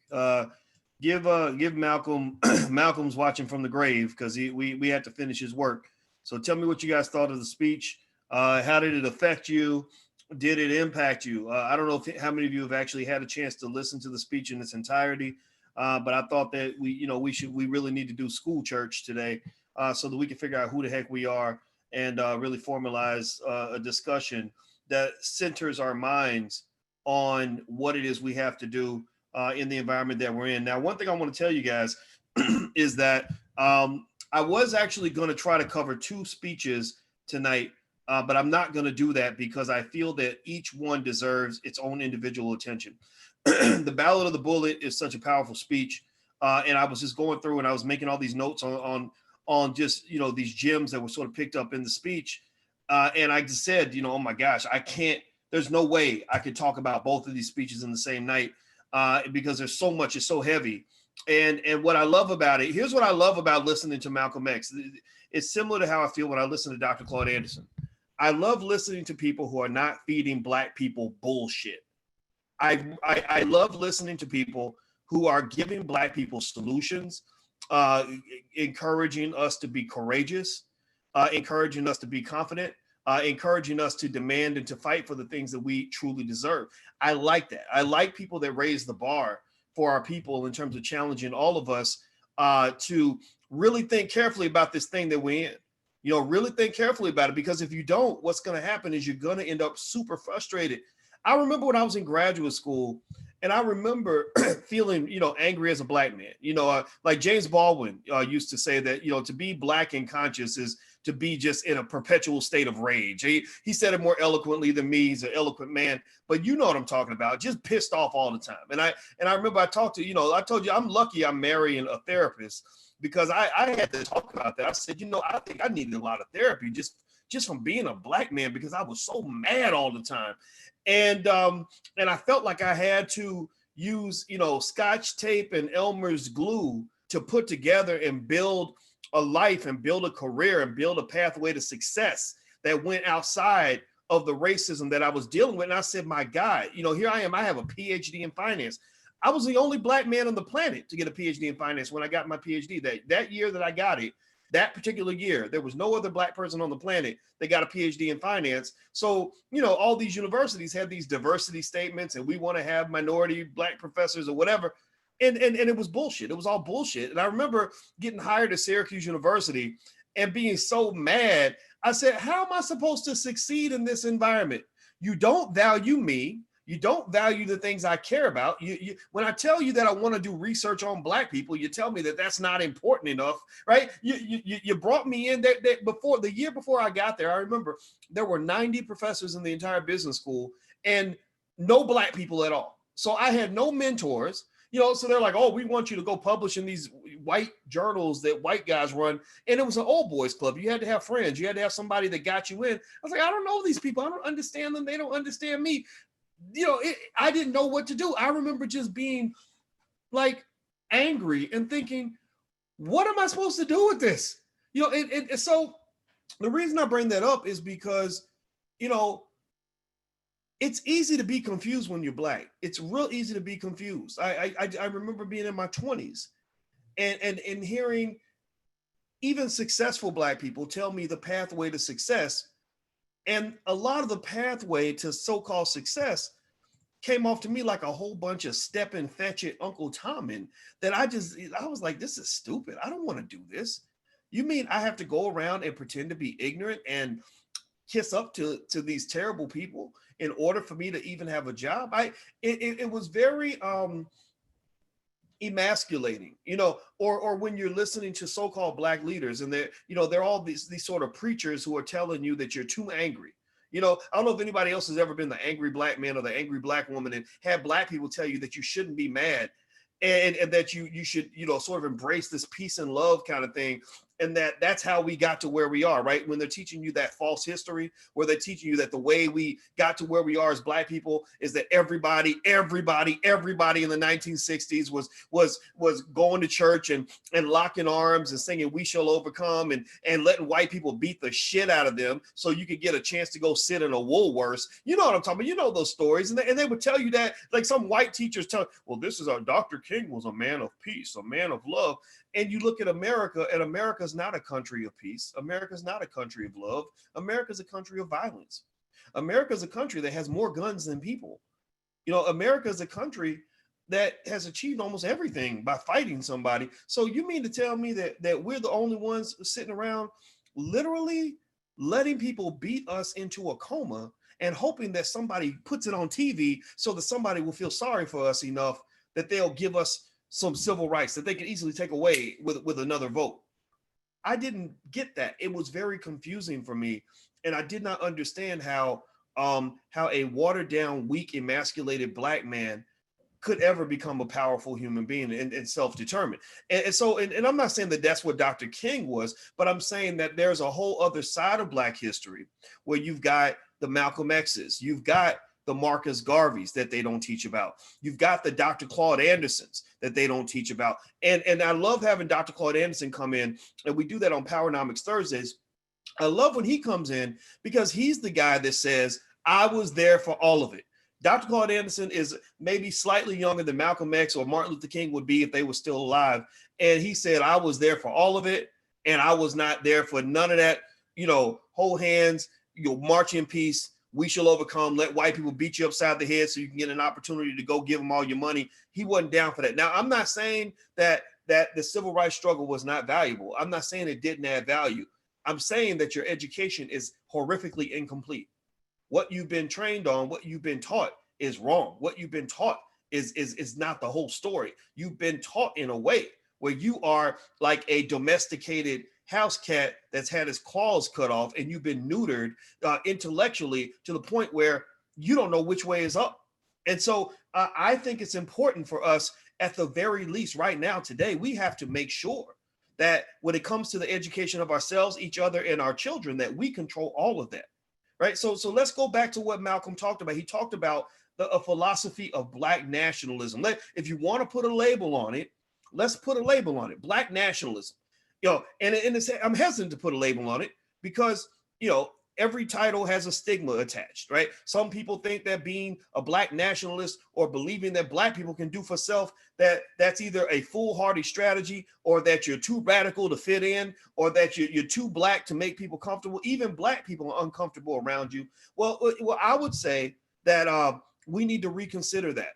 We need to sort of consider what that really means, and I'm going to tell you what I was hearing from Malcolm as he spoke on Black nationalism. I was hearing, and remember at the beginning of this conversation, guys, the key word I was focusing on before we first started was what? Freedom. Freedom. That I don't care who you are, where you come from, or what you believe in, what your religion is, what your gender is, what your sexuality is. We can all agree that the word freedom will resonate with all of us. That freedom is one thing we can rally around. That's one idea that we can all agree upon as our sole pursuit as Black people. Freedom, freedom, freedom. So give me something in the chat, to type the word freedom in the chat to let me know that we can start right there on that foundation, right? So even if you don't agree with my politics, I'm not asking you to agree with my politics. I'm not asking you to match my religion or my gender or my sexuality. Some of y'all may be gay or straight. Some of y'all may be, feminist. Some of you may be, Catholic, Jewish, Muslim, Christian. All that doesn't matter. Let's start with the word freedom. And then the second concept that Malcolm leaned into, that Dr. Claude Anderson talks about on a regular basis every time he comes in here, is he says that the reason you want to avoid getting caught up in, I'm a Democrat, you're a Republican, I'm gay, you're straight, I'm a woman, you're a man. The reason you don't want to get caught up in that is because those are the divide and conquer tactics that keep you from coming together and unifying as Black people. Malcolm said this. Dr. Claude Anderson says this every week. That's why when we start our conversation, what's the hashtag that I asked you guys to put in there? B1, hashtag B1. Type hashtag B1 in the chat if you know what I'm talking about. Hashtag B1, being the number one, means two things. It means, one, that you're Black first. So again, you're gay or straight, doesn't matter, you're Black first. You're Christian, Muslim, doesn't matter, you're Black first. You're rich or poor, doesn't matter, you're Black first. Educated, uneducated, no, you're Black first. You're a rapper, I'm a scholar, doesn't matter, we're Black first. Let's start right there. The other meaning behind B1 is that in order for us to succeed, we have to go to the third concept that Malcolm discussed in his speech, which is unity. Unity. To succeed, we must be one. We must become one. We must find a way to overlook our differences and find something that we have in common. Find some things that we can agree upon, like freedom, which is a basic idea that resonates with everyone. Even animals understand freedom. If you ask an animal, or if you look at an animal's behavior, do you think animals are happier when they're in a cage or when they're free? Well, go get an animal that's been in a cage his whole life and then let him go out and then try to go put him back in that cage again. Freedom is not something that you have to be trained to want. It's not something that's specific to a certain situation. Freedom as a general idea is something that should belong to any intelligent person who has the ability or desire to make their own decisions, right? Not everybody's in that case. Some people may not want to be free. Some people may want somebody to tell them what to do. So it requires a certain level of intellectual maturity to even be able to value and appreciate freedom, right? And then also freedom is just a universal idea. Right. So at the end of the day, when you talk about what do Black people want, or when the white allies, your new white allies, you got a lot of new friends now. And I don't doubt for a second that some of these people are not sincere. I believe they're really sincere. So you got a lot of new allies. And when they say, well, what do you want, Black people? You can say freedom. Well, let's talk about freedom in more specific terms as it relates to the concepts that Malcolm laid out with Black nationalism. I believe that Black nationalism, and I believe it should be global. I think you have allies in Africa. I did that trip to Ghana. I made it very public because I wanted you all to see my growth and development as I'm learning about all the allies we have in Africa. And I'm embarrassed by how poorly educated I was on all the great countries they have in Africa. I'm going down the list and I'm like, whoa, wait, there's 50 million people in this country. I didn't know that there were that many people. You're talking about over 1.2 billion allies, 1.3 billion over in Africa that you completely ignore. Are you kidding me, Black people? Are you serious? Are you serious? I mean, when I was there, they love you. Not everybody, right? Because people differ, right? But they love you. They genuinely love you. Some of y'all right now are watching from Africa. If you're from a part of Africa or wherever, lay out your country. Tell me what country you're in right now, just so they know how much you love them. There are Black people in Africa that love you. There are Black people in London that love you. I go to London on a regular basis. Black London loves the shit out of you. But unfortunately, African Americans, because you've been kept in a cage and because you've been lied to for so long, you don't know how many Black people there are around the world who love you. So I think that Black nationalism, or whatever you want to call it, I think that's a philosophy that can work for us in the sense that it's pursuing that key idea of freedom, where we all choose to be one by using a be one philosophy. We're Black first, which allows us to unify around the thing we agree on, which is freedom, right? And having the unity to do that, right? And then also understanding that freedom comes down to, again, another Black nationalist concept, which is control and power. So what do I mean by that? Well, in the Black Business School, when I thought about what I wanted the Black Business School to do, I spent a lot of time thinking about what freedom meant. What does freedom really mean for Black people? When you talk about fighting against systematic racism, what does that mean? It could mean dismantling the existing system. It can mean changing the system from the inside. It can mean assimilating into the system, or it can mean deviating and leaving the system and forming alternative systems, right? So you got all those options, right? You could dismantle, you could go in, do straight revolution, destroy the system. You could go in and you could try to change the system from the inside. You could go in and you could just say, look, I'm going to assimilate so that the system likes me enough to elevate me to the top. Or you could just walk away like the Mormons did and just say, I'm going to go create my own system, right? So when you're thinking about systematic racism and you're talking about this quest for freedom, as we as Black people are trying to figure out what it means to have freedom and control over our outcomes, one of the things I realize is that a skill that I believe that would benefit us as Black people tremendously is making sure our children understand what it takes to build a system. What does it mean to develop the code of conduct necessary to maintain a system, the processes and procedures? If you look up the word, for example, one example of a system is a corporation. Apple Computer is a big system, a big corporation that makes billions of dollars a year. Well, if you look up the definition of a corporation, it pretty much says that it's a nexus of relationships.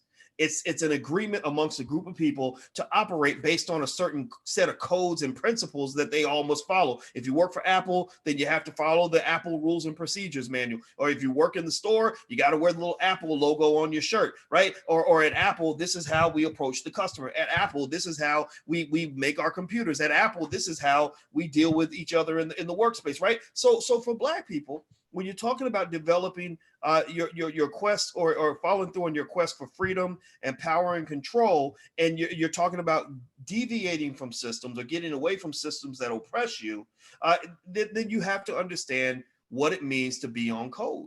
You got to figure out what it means to be on code. Being on code has multiple levels. Being on code means, first of all, being on code with yourself. You have to figure out what am I, what do I represent? What am I trying to do? Who am I trying to be? And how do I every day make sure that I'm living up to the standards of that person? Right? Because if you're not on code with yourself, you can't be on code with the world. I remember when there was a time where I used to have big goals that were way up here, but my work ethic was like here. Right now, I've always been a hard worker, so I was doing better than most people, but I wasn't the man that I wanted to be. And I realized, I said, Boyce, you're a hypocrite. I had to look in the mirror and realize, I said, you're a hypocrite, because you talk about operating at this level, but you really operate at that level. So I wasn't on code with myself. When it came to my day-to-day philosophy in terms of how I approached everything, I wasn't always able to meet the standard. I wasn't the man that I really wanted to be. So when you talk about being on code, it starts with being on code with yourself. A father must be on code with whatever image he has of what a good father is supposed to be, right? A mother has to be on code in terms of what mothers are supposed to do. A wife, a husband, whatever, a sibling, a child. Everybody has a code that you have to kind of consider and align yourself with. Then there's the family code, right? There's a code of conduct within family. For example, when I was a kid, my father used to say, only a dirtbag would steal from his own family. So that let me know, okay, to be on code with family, I don't steal from family. To be on code with family means I come through for family. To be on code with family means that I'm going to be an asset to those I love and not a liability, right? A lot of Black folks ain't on code. I met a brother not too long ago who was in his 50s and was living with his mama. And it wasn't like his mama was living with him. He was living with her. And I'm sitting there thinking, why are you over 50 years old and your mama's paying your bills? Are you disabled, Negro? Are you handicapped? Like, is something wrong with you? Like, is something wrong with you physically and mentally to the point where you can't do what a man's supposed to do? Like, that's your mama. You're supposed to be taking care of her. Why is she taking care of you? That's not on code, in my opinion, right? So on code with yourself, on code with family, and that leads to being on code with the community and figuring out what that means. Right. So we're talking about a code, right? We're here. We talk about things like B1 and freedom and things like that. So there's a code in terms of how you go about sort of engaging with the world, because if you're on code, you're like a football team that's well organized and structured, or a military where everybody's on code. Everybody follows the orders and the procedures and the protocol, wears the same uniform. They know exactly what the battle plan is, how to execute the battle plan. That's a team, that's a group. That's an army that's able to win battles. But imagine an army going to war and everybody's doing their own damn thing. Everybody's running around acting a fool. Some people showing up with different outfits on, so you don't even know who's on your side. You might stab somebody who's actually on your side because you're not wearing the same uniform, right? No, some people go left, some people go right.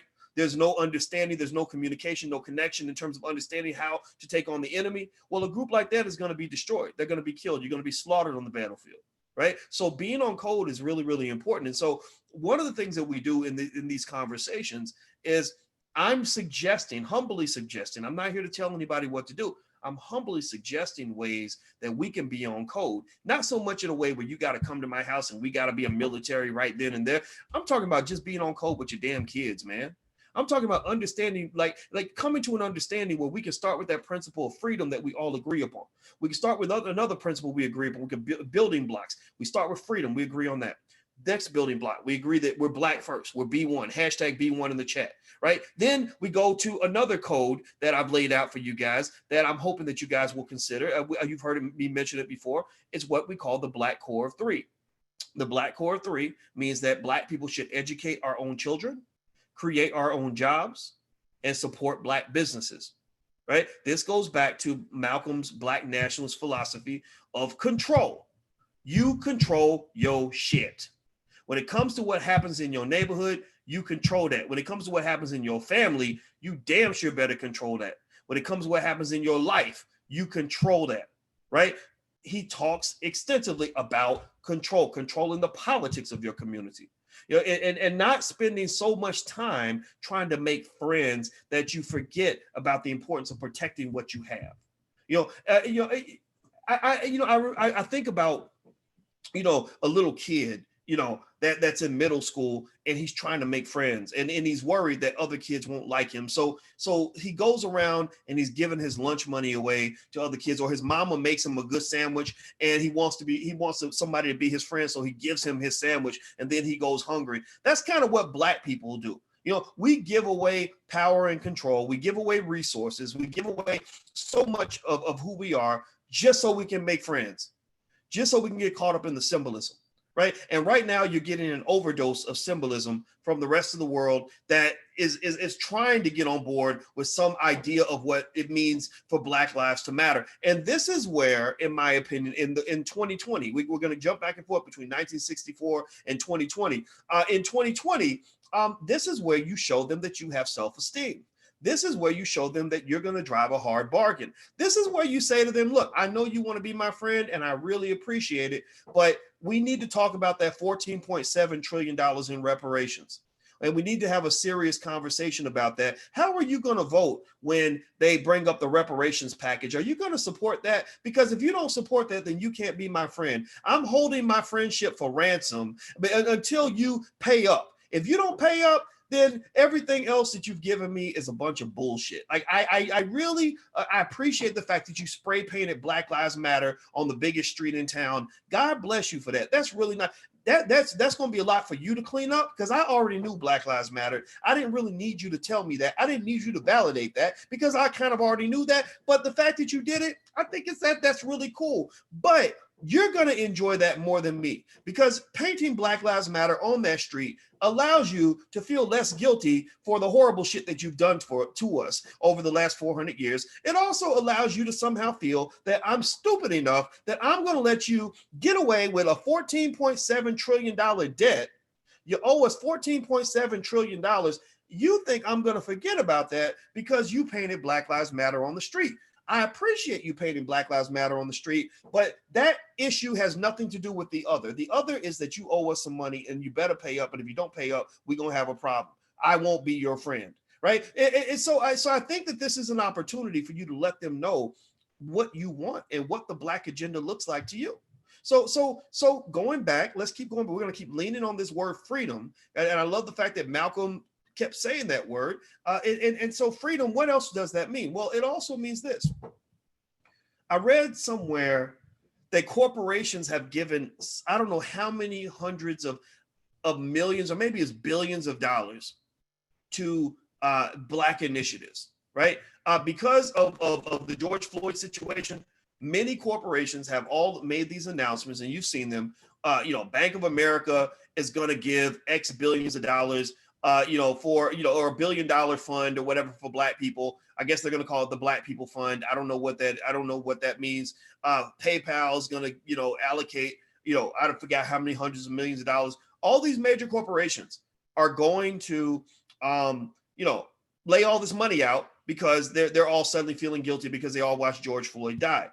I think that's fine, but I think you want to sort of understand what that means. And what that really means to me is that you need to know the details of what that means, right? So I'll give an example. If you tell me, look, we're going to put an extra $300 million into public schools in Black neighborhoods, that doesn't mean a whole lot to me, because I don't believe that white people should be educating Black children anyway. Right? No disrespect to those who believe in the public schools or believe that white lady from the suburbs can do a better job than a loving Black teacher can. I feel sorry for you if you feel that way. But I don't agree with that. So to me, if you're going to give $300 million and you truly want to support the Black community and what we're trying to do, then what you do is you find some Black people that are doing work with Black people, and you give them the money with no strings attached. You give them the 300 million or whatever, and you say, here, Freedom Home Academy International, you're already educating Black children at a very high level. We just want to give you the resources to accelerate that progress. So we're not going to tell you what to do with that money. We're going to give you complete freedom, complete control over how those resources are used. That's how you allocate the resources. But when people say, I'm going to give you $10 million because I'm going to create a $10 million program for you, That's a bunch of BS. That's somebody pretending to give you something, but at the end of the day, they're maintaining control over how those resources are used. There's a documentary on YouTube you should watch. I've mentioned it before. I'll mention it again. It's called Poverty Inc. Poverty Inc. is an example of what you don't want them to do to you as a community. Poverty Inc. explains how white people that are your allies who claim to be wanting to do good for Black people are destroying African countries by creating these foundations, and they're using the images of starving Black children around the world to go get white people to feel guilty and give them billions of dollars every year. And instead of doing what they should do, which is to go in those communities and allow those people to have those resources to invest and build industry so they can become independent and strong, they don't do that. They'll take that money, go give that money to one of their white friends and say, we're going to pay you $100 million to create a program where you're going to go and give shoes away in Ethiopia, right? So the money isn't going to the Black people because they don't respect you enough. They don't think that you're mature enough to know what to do with the resources. So instead, a white person will give that money to another white person to go build a product that they're going to go hand out to Black people. And then what happens in the country is two things. One, the people become addicted to the handouts. People become addicted to getting free stuff. They become addicted to believing the only way to get a resource is to go put your hand out and beg a white man to take care of you. And then two, the strong Black people in that community, meaning the alpha males or the intelligent Black women who actually want to build businesses, can't build shit because everybody's getting free stuff from Europe. Right? They can't sell a product because everybody's like, well, if we're a charity case. We're a pathetic little country. If you really want to help the people, you should give stuff away for free like the white man does. Well, you can't build a business on free. You go through that in your own community. How many of you have seen a Black business get started and have Black people come up and say, well, if you're selling your books, but if you really care about Black people, you give it away for free, right? Who taught you that your education, your training, or whatever it is that you want is supposed to be free? Who taught you that it's not an investment that you should be making just like you make every other investment? Who taught you that you can't be like the Indians and the Asians and the other communities who will invest their asses off to get their children a good education? The Nigerians don't have that problem. When you have those little testing centers, those testing centers that put your kid ahead of the curve. I have a friend that works in one of those little special testing centers where they'll help your child get ready for the ACT and the SAT, and the kids come out and they get perfect scores and they go to Harvard. He said, I don't understand.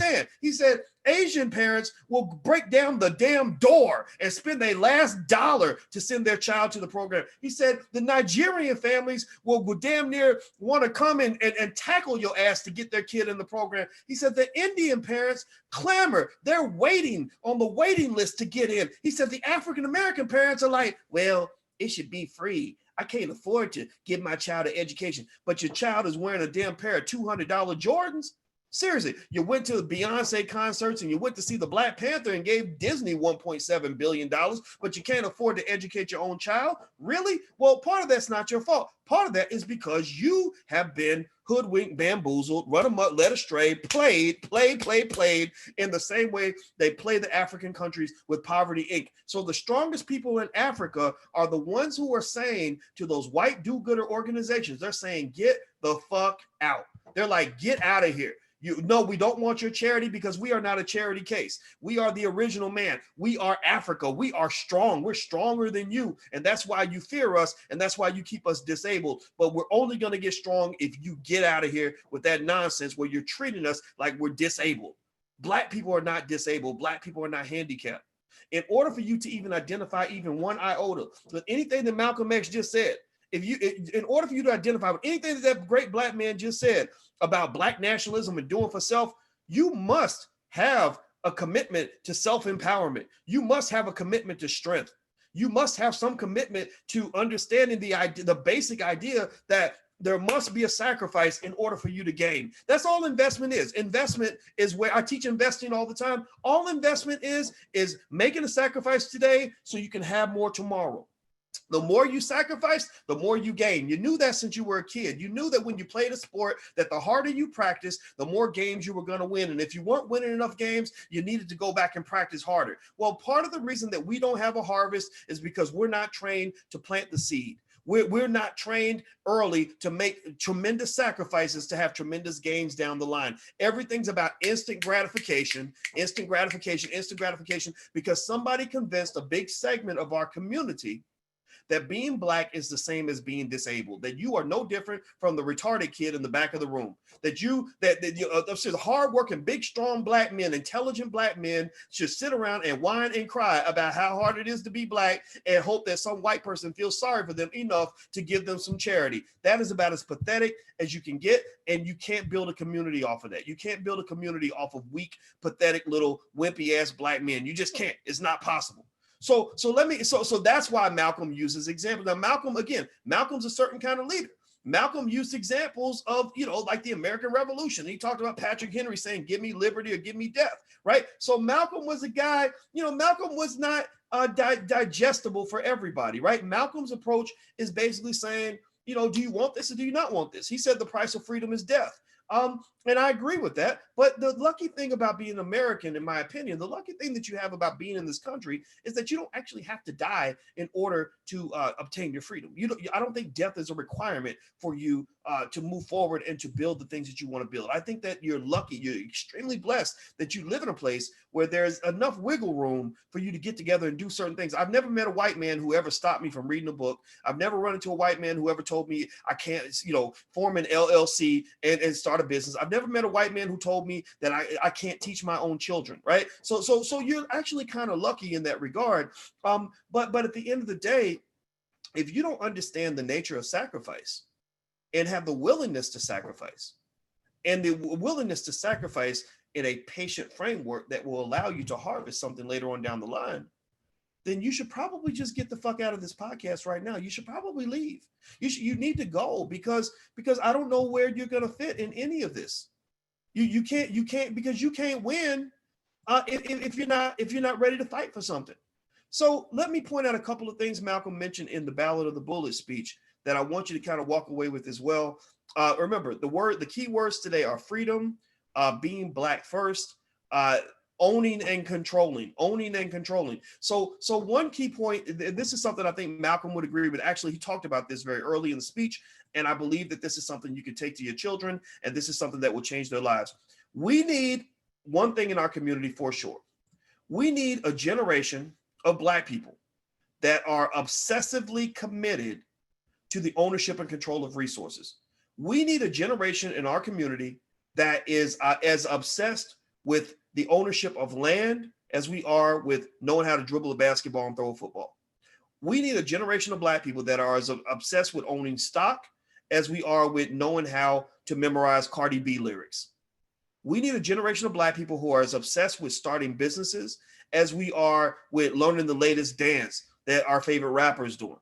We need that because that is how you own and control things. That is how you prevent the George Floyd type tragedies. Because I'm gonna tell you like this, George Floyd, that situation doesn't happen if a cop is in a community where you've got a bunch of homeowners who have lawyers on deck who stick with each other, who are on code, right? George Floyd was pretty much killed mainly because he was alone by himself. You can hunt when someone's isolated and by themselves. That's why they keep you isolated, right? But if George Floyd was with, let's say he was a member of Kappa Alpha Psi and he was with a bunch of other Kappa men, strong Kappa men who own businesses and own houses and property in the community, I don't think that cop could have got away with sitting on his neck for 7 minutes and murdering him in cold blood in front of everybody else. So one of the things we must understand is that there are ways to protect yourself that are available, and we have to be honest about sort of considering what those solutions are, as opposed to thinking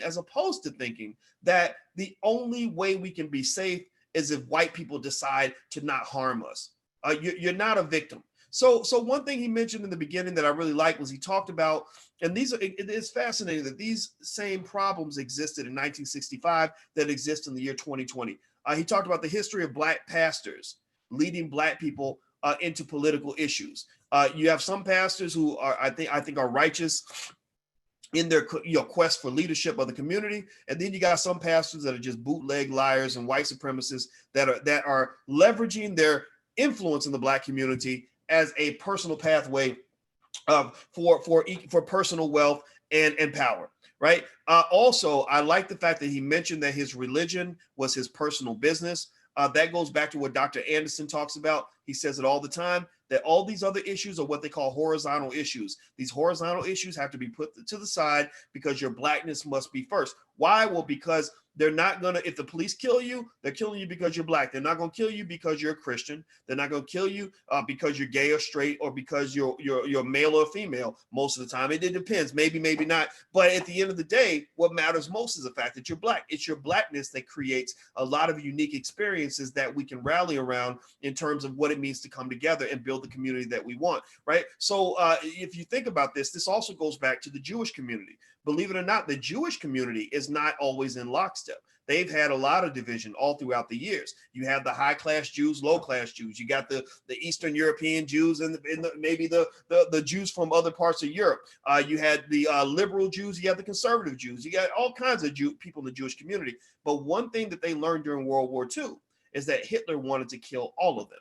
So because Hitler had an agenda to take out all the Jews, then that's when all the Jews said, okay, we got to get past our horizontal issues and focus on the fact that we need to protect our community. So for Black people, I think that's important for us to understand that and know what that means.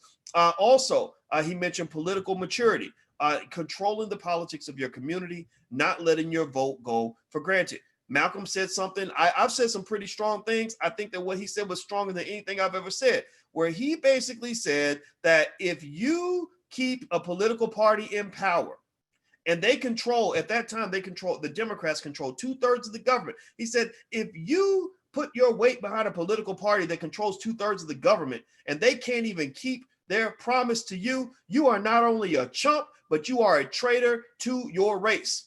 I have never said you're a traitor to your race, but I will say that you could be called a little bit of a chump.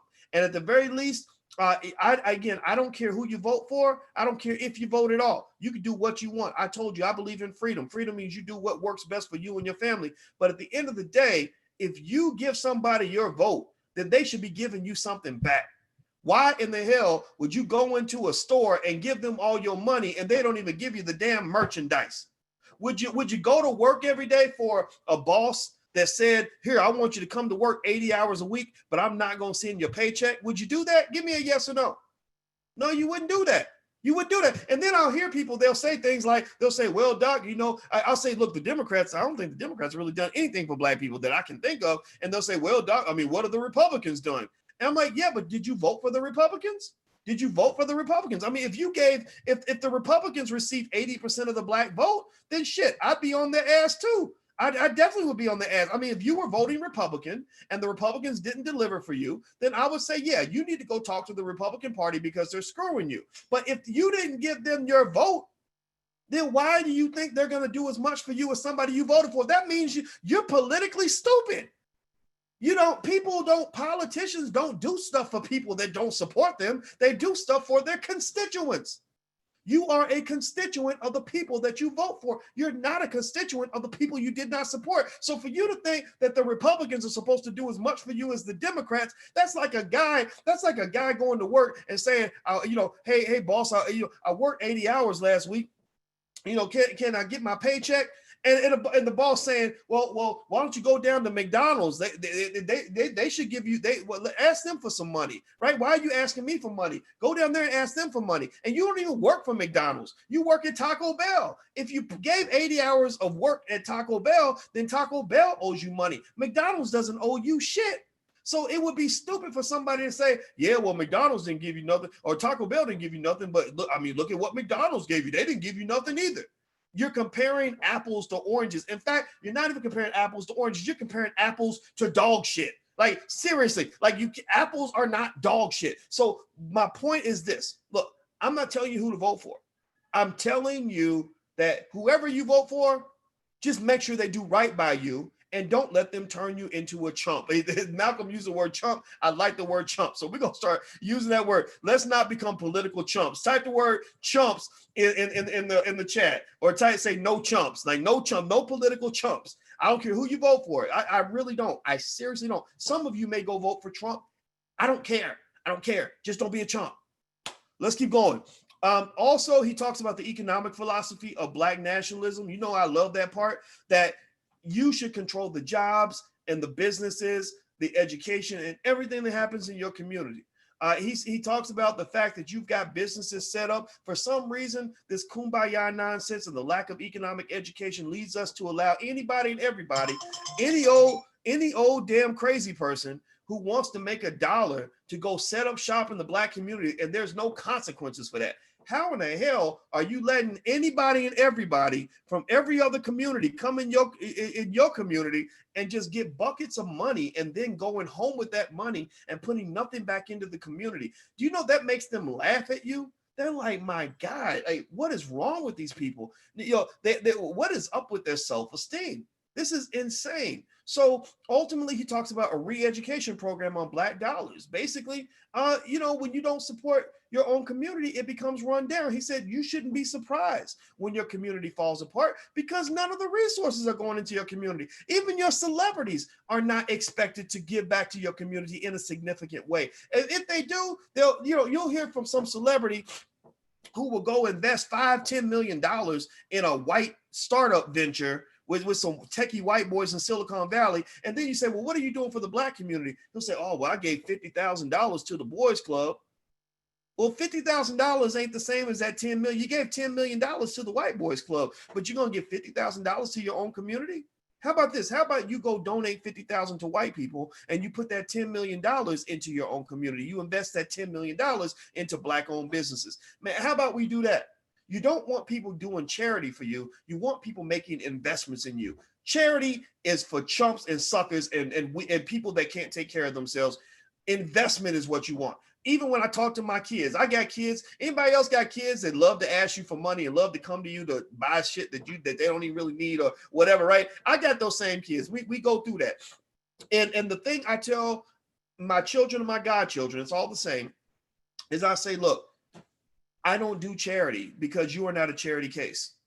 I'm not doing welfare because you're not a welfare recipient. You're not disabled. You're not a senior citizen. You're not a child. But you know what I do? I make investments. So it would be very hard for you to get $100 in charity out of me, but very easy for you to get $1,000 investment out of me. And in fact, you should want investment and not charity because that's how you preserve your dignity. Because if I invest in you, investment is different from charity. Charity means I give you something and I get nothing back, and you're disabled because you don't feel like you can contribute anything to the family. Investment is reciprocal. Investment means I put something into you, you put something back into the family. You get stronger, I get stronger. I give you what you need, you give me what I need. I have your back, you have mine. Everything works together. So you don't want your celebrities giving you charity. You want your celebrities making investments. Jay-Z, I don't care if Jay-Z gave $100,000 to the boys club. I want to hear about Jay-Z investing $50 million into some major economic development in the Marcy projects that's Black owned. Seriously, that's what I'd like to hear about, right? So anyway, let me keep going, but this is not about Jay-Z. So let's keep going here. Okay, one thing that Malcolm brings up that I really like is he talks about the fact that a lot of your so-called solutions to the trap that you're in are nothing more than bigger traps. He talks in particular about white liberals, and this false idea that white liberals are our saviors and that white conservatives are our only enemy. And what has happened is that you have gained the false perception that an enemy of your enemy is going to be your long-term friend. No, an enemy of your enemy might also be your enemy. Instead of you thinking of it as a line that you and your enemy's enemy working together to defeat the enemy, no, it's really a triangle. It's that you think that because you met a Crip who hates the Bloods that y'all gonna be on the same team. No, maybe the Crips and the Bloods want to come kill you. Right. So basically, you've got a triangle where you've got the liberals that want to use you, the conservatives that despise you. And so at the end of the day, you've got yourself. As John Heinrich Clark used to say, Black people have no friends. At this point, right now, based on history, Black people have no true allies. Your only allies that you have are other Black people. And so at the end of the day, one of the things that I like is the fact that when he talks about the solution to the trap just being another trap, What that means to me is this. It means that your biggest challenge, right, as Black people tends to be this thing called systematic racism.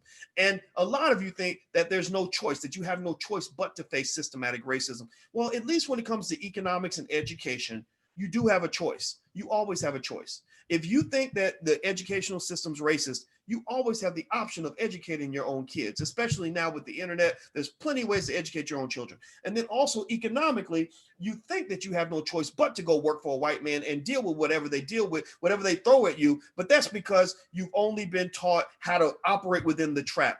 Millions of people are figuring out like, hey, wait a minute, if I don't work for this white man, then I don't have to listen to anything that he tells me to do, right? So ultimately, when you talk about solving problems, you have to know how to think outside that box. And one of the biggest challenges that you have with liberals is liberals have good reason to believe in at least certain parts of the system.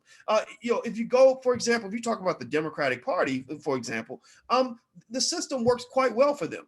Bernie Sanders, the guy who's very much into wealth redistribution and stuff like that, he's not a bad politician. He's not a bad guy.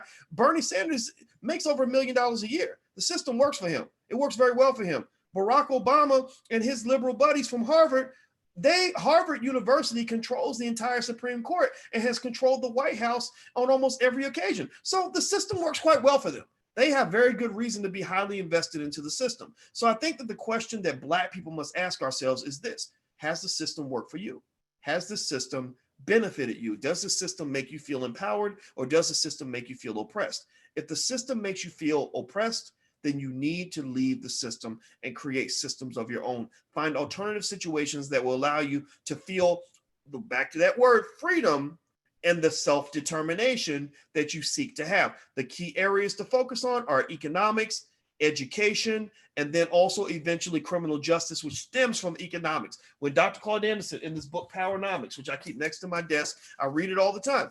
In this book, Dr. Anderson talks, and remember, pay attention now, all this blackety-black conversation that's supposedly happening now, ain't nobody talking about Powernomics, ain't nobody talking about Dr. Claude Anderson, despite the fact that millions of Black people love this man, that his book, Powernomics, was considered to be the Bible, the economic Bible for Black people back in 1993. Like, I think Ebony Magazine said this is the economic Bible for Black people.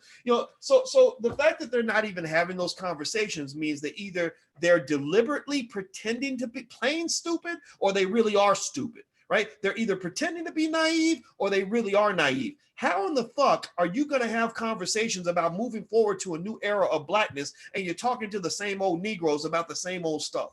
Seriously, Al Sharpton is going to get paid off of this, right? This whole new commitment to Blackness means Al's going to get on about probably 20 or 30 different corporate boards. He's going to get big donations to the National Action Network. The NAACP is going to get over like gangbusters. And I don't even have a problem with that. I do not care about that. But the issue is that similar to the whole stimulus package, remember the problem with the stimulus was that when the money came out, it wasn't getting to the businesses that really needed it. It wasn't getting to the people that needed it the most. It was going to the big dogs that got to eat first. It wasn't getting to the little businesses, little mom and pop shops that needed that capital, needed that liquidity. Well, the same thing is going to happen with this civil rights stimulus. Right now, you're living through a civil rights Black people stimulus where suddenly, because of the death of George Floyd, rest his soul, rest in peace, George, because of his death and the symbolism that represented and the horror and the tragedy and the trauma of his death, Black people are having all this money flooded into so-called Black initiatives and Black projects.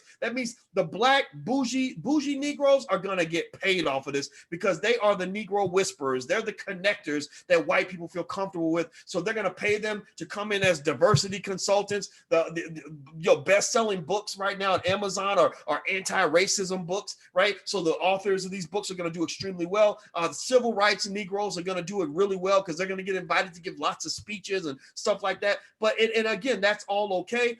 It's even okay for the NAACP to get money off of this. But what about the rest of the community, right? I want the rest of the community included in this. I want to know the difference between the real and the fake, because at the end of the day, any solution, any resources put behind any set of ideas that does not ultimately lead to that big word, the F word, freedom for Black people, self-determination for Black people, ownership of resources for Black people, is going to be a failed strategy. It's going to be a failed strategy. All it's going to do is put you out of one trap and put you in a bigger trap. Seriously, all it's going to do is accelerate the integration process, which will it'll take you out of the iron jail cell and put you into the jail cell that's made out of silver, but you'll still be in a cell. And the minute you truly stand up and really try to do something that's a little bit different from the rest of the agenda, because remember, don't forget that the liberals have a whole list of agenda items that they expect you Negroes to align with. Y'all know what I'm talking about. They got a whole list of agenda items. Believe me, they're coming right up after this is over. Fine. But if the minute you deviate, they're going to slap you like a bitch and remind you of who's paying your bills. Because I understand money, and I understand power, and I understand how money is linked to power. And I don't give a shit how friendly somebody pretends to be. I don't care how much somebody tells you that they just really want to help and that's it. Or I don't care how much somebody tells you, well, we respect your views. We really like the diversity and we just think it's great that you're here. That's a bunch of shit, because when it really hits the fan, when it gets to the point where you're in the same car and the person that's paying your bills wants to go east and you want to go west, they're going to remind you of who owns that car, who pays the car note, and who's behind the steering wheel. And then they're going to remind your little chumpy black ass that you don't even own a goddamn car.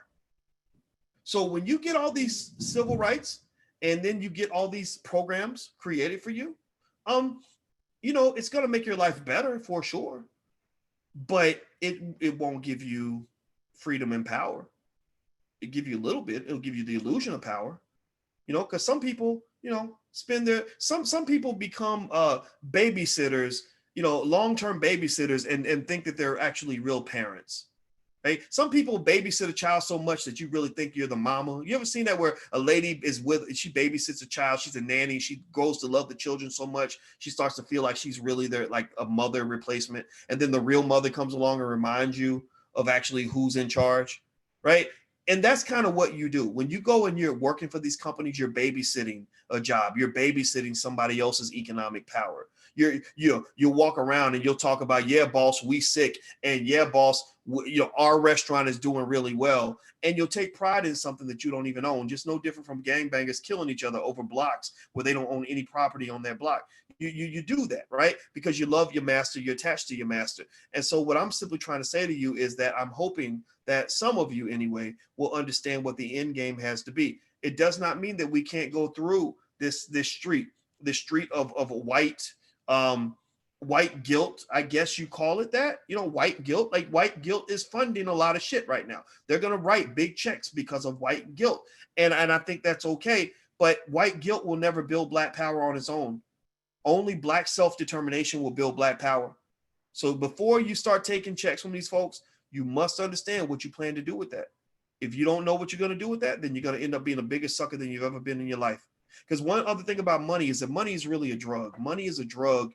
And the thing about that drug called money is it's like any other drug.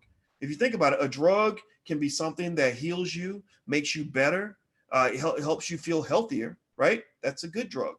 But a drug can also turn you into an addict, and it can also kill you, right? So when they're pouring these resources on you and pouring all this affection and love on you, unlike anything you've ever seen, I've never seen any time in my life where 10,000 white people got together and formed a black fist as an image. I saw them, they literally all lined up to form an image. Somebody took the picture from a drone and it looked like a big black fist. I've never seen anything like that. Maybe that means something. Maybe they're really trying. Like, I really am not a black person who believes all white people are bad. I'm just not like, I don't believe all white people are bad. I don't believe all cops are bad. I just don't. I'm sorry. Because I know cops who aren't bad, but I know systems that are bad, right? I know cops that follow orders from bad people and bad systems, and that leads to bad outcomes. But I just don't buy into that, right? I judge people individually. So I'm not saying that there's not some good intention behind some of this. In fact, I'm not even really talking so much about them. I'm really talking about you, and talking about you sort of keeping your eye on the ball and knowing what your objective is at the end of the day. So one of the other things Malcolm talked about, I'm gonna hit a couple more topics and then we'll bounce out, is he talks about liberty or death, meaning that, he talks about the American Revolution and how They had to use violence to achieve their goal. I don't think we have to be violent. I don't think we have to necessarily pull out guns and shoot people, although I believe Black people should be gun owners. I think that's a great thing, but I don't think you have to have a bloody revolution. But what I do think you have to have is a messy revolution. And a messy revolution means that you're going to have some hard conversations and piss some people off in order to get them to respect you. You cannot spend so much time trying to get somebody to like you that you don't let them know, look, my friendship, I'm holding it for ransom. And if you don't come correct, then I'm not going to come correct with you. Also, he talked about the good cop, bad cop con game amongst the Democratic Party. And basically what he talked about is that a lot of the so-called good Democrats can't do right by Black people because they had the Dixiecrats and the racist Democrats who were holding them back, right? So typically back then, as it is now, you had white folks that would use other white folks as an excuse for why they could not do anything for Black folks. Malcolm asked that open question in 1965, how can you be his friend and my friend at the same time, right? Well, that's a question that could be asked today. If you recall, Joe Biden and Bill Clinton, when they passed that crime bill, when they sent hundreds of thousands of Black people to prison in a very short period of time and destroyed hundreds of thousands of Black families, they were basically the so-called good white guys, if that's what you want to call them, who were appeasing the racists by passing laws that were draconian and really Hitler level in terms of the amount of Black extermination that was done under those crime bills, which, by the way, have not been repealed. If Joe Biden wants to have any conversation with me, he better start by saying he's going to work to repeal that crime bill. If you ain't trying to repeal that crime bill and let those people out, then I don't even want to talk to you. I have nothing to say to you. Right. So at the end of the day, he talks about this good cop, bad cop kind of thing where your so-called friends don't do anything for you and then they blame it on something else. And that's actually a negotiating strategy, believe it or not. Black people are in a big epic negotiation with the world over what to do with our votes, what to do with our money. And let me just tell you a little bit of a negotiating strategy that they use against you. There's a strategy where you kind of play good cop, bad cop with somebody. Like, so let's say you go to buy a car, right? And let's say that, the guy says, well, you can have this car for $10,000. That's my final offer. And then let's say that you don't want to be the bad guy and you want to pressure the person into making a move. So what you do is you might say, yeah, I think 10,000 is a great offer. Gosh, I'd like to buy that car for 10,000. But my wife refuses to pay anything more. I called her just now and she's telling me that if we don't get it for 9,200, I'm gonna have to walk away. I hate to do this to you, bud, but that's what my wife is gonna do, right? So this man may have not even talked to his wife. And car dealers do that to you in the other way around. You ever see where the car dealer will go back and say, let me go talk to the manager, and he ain't talking to nobody. He's pretending that the manager won't let him give you a better deal, right? They play those games with you, right? So basically, white folks play this game with you on a political level, on a very big scale. They will come, your so-called friends will come and try to get your vote.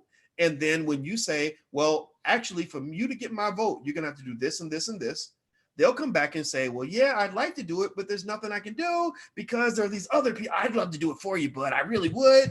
But, Black Lives Matter, right? But these other people, they won't Congress won't let me do anything, right? That was the whole excuse during the whole Obama presidency. Think about that. Remember when people would say that Obama should fight for this and fight for that? And every time, people that were apologists for that presidency and the things that did not get done would always say, yeah, he wants to do it, but that Congress won't let him do nothing. Those racists and those racist Republicans won't let him do nothing. And what y'all don't understand, because I actually had a chance to negotiate with that administration, is there was a lot of shit they did not want to do for Black people.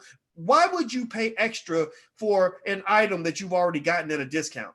Seriously, why would you, if Black folks come cheap, if they know that Black people can be bought for $1.50, why would they pay $10 for a $1.50 product, right? So basically, by laying ourselves out as political hoes, meaning that we were giving ourselves away cheap, they were like, we don't have to do anything for Black people, and people will worship this man like he's Jesus himself. Like, that's literally what their mindset was. When Russell Simmons and I got 150 celebrities and politicians to sign a letter asking the Obama administration to simply change their policy on mass incarceration. And we got a lot of people, the letter's out there. One day I'll email it to you guys so you can check it out. But we sent this letter to the Obama administration, and I wrote the letter out. And the first version I wrote, Russell said, "No, Boyce, you're being kind of hard on the president. Let's, tone it down a little bit. Try it again." So I went back and I said, "Okay, I'm gonna try to be extra nice. I'm gonna channel Friendly Boyce because I really want to get this done." So I channeled Friendly Boyce and I wrote this letter, and I wrote it in a really supportive way, like, "Hey, we think you're great, blah blah blah." A bunch of shit I didn't believe, to be honest with you, but I did it because I want to get these brothers and sisters out of jail. And we wrote this letter. And then we went and got all these people to sign this letter. And I'm talking about a great diverse coalition. You had the black celebrities. You had Will and Jada signed it, and I forgot, people like Chris Rock and Jamie Foxx signed it. And then you even had white people sign it. Kim Kardashian signed it. What was it? Justin Bieber signed it. White people I don't even talk to. And so we take this letter to the Obama administration, and we're thinking, okay, this is going to be, a downhill kind of thing. Like we're running with the wind in our back. He's saying that he wants to do these things. So now we're helping him, right? We're letting them know what the people want. They say black people don't have an agenda. So we're giving you an agenda. We're letting you know what black people want. And we got celebrities on deck, and we got college presidents from the HBCUs to sign and all this, right? They fought us every single step of the way, and they fought dirty. I mean, I walked away from that whole experience thinking, my God, Valerie Jarrett, in my opinion, was the biggest bitch I'd ever met in my life. I said, my God, if black people knew what we're dealing with right now, the threats that are being made to Russell, in the way they literally didn't want to do anything and did everything to suppress that letter and to keep it from coming out. They didn't want the public to see the letter with all those signatures on it. And you know what saved it? Do you know what forced their hand? It was literally, I'm just being honest with you guys. I'm telling you the honest to God truth. Justin Bieber. Justin Bieber's little white ass is the reason that they eventually had to make a move. Justin Bieber tweets out the letter, the hashtag, it was "End the War on Drugs" or something like that. He tweets the hashtag out, and suddenly it becomes the number 3, most trending hashtag in the world. And that's when they couldn't ignore it. And that's the very next day or 2 days later, Attorney General Eric Holder made one of the most significant policy announcements on mass incarceration in the last 20 or 30 years. And I walked away from that situation feeling like, okay, we won, we did it. We were excited, but I was pissed. I was so mad because I said, wait a minute, you're supposed to be our guy. It ain't supposed to be this hard to get y'all to do the right thing. Why was it so hard to get you to simply express love for a people that believes deeply that you love them?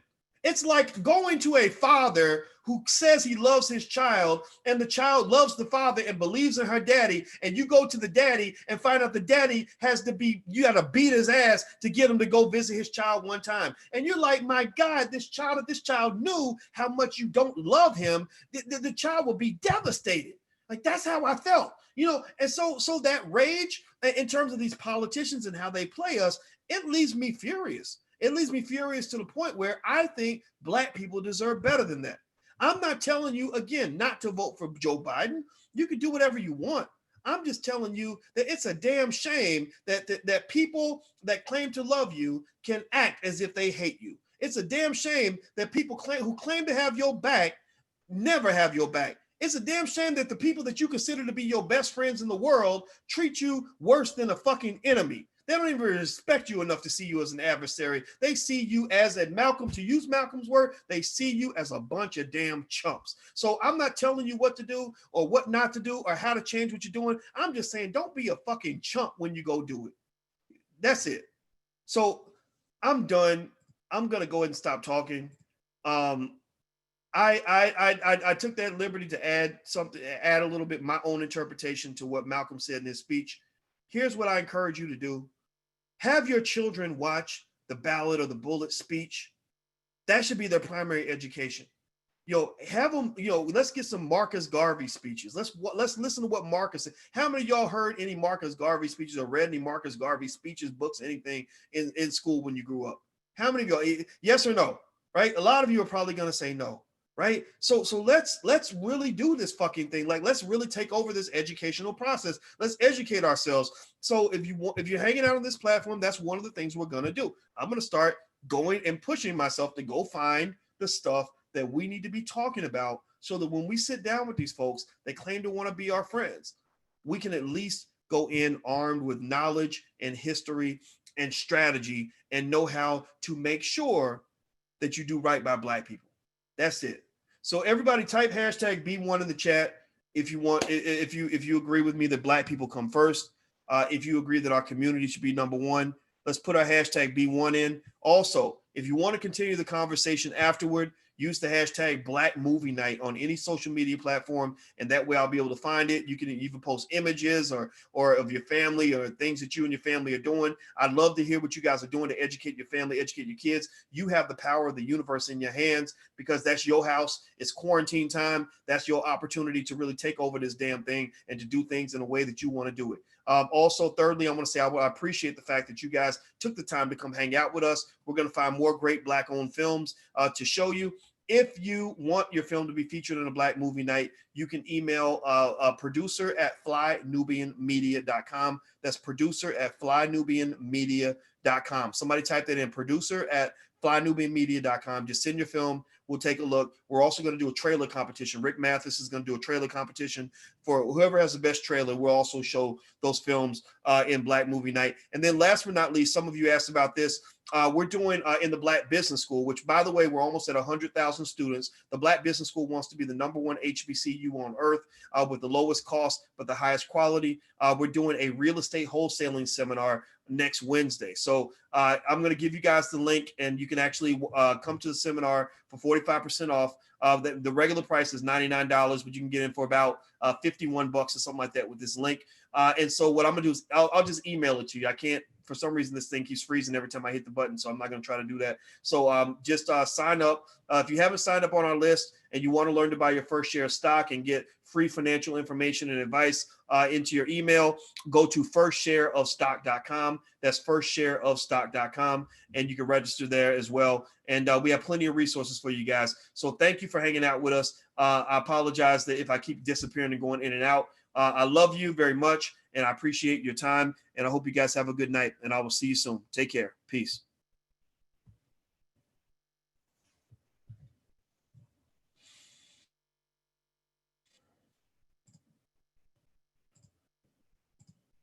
I don't know if you guys can hear me or not, but it looks like, okay, there we go. All right. So I'll see you guys later. This thing keeps freezing. So have a good night, and you'll hear from me real soon. I'll send you guys an email. Take care. Bye-bye.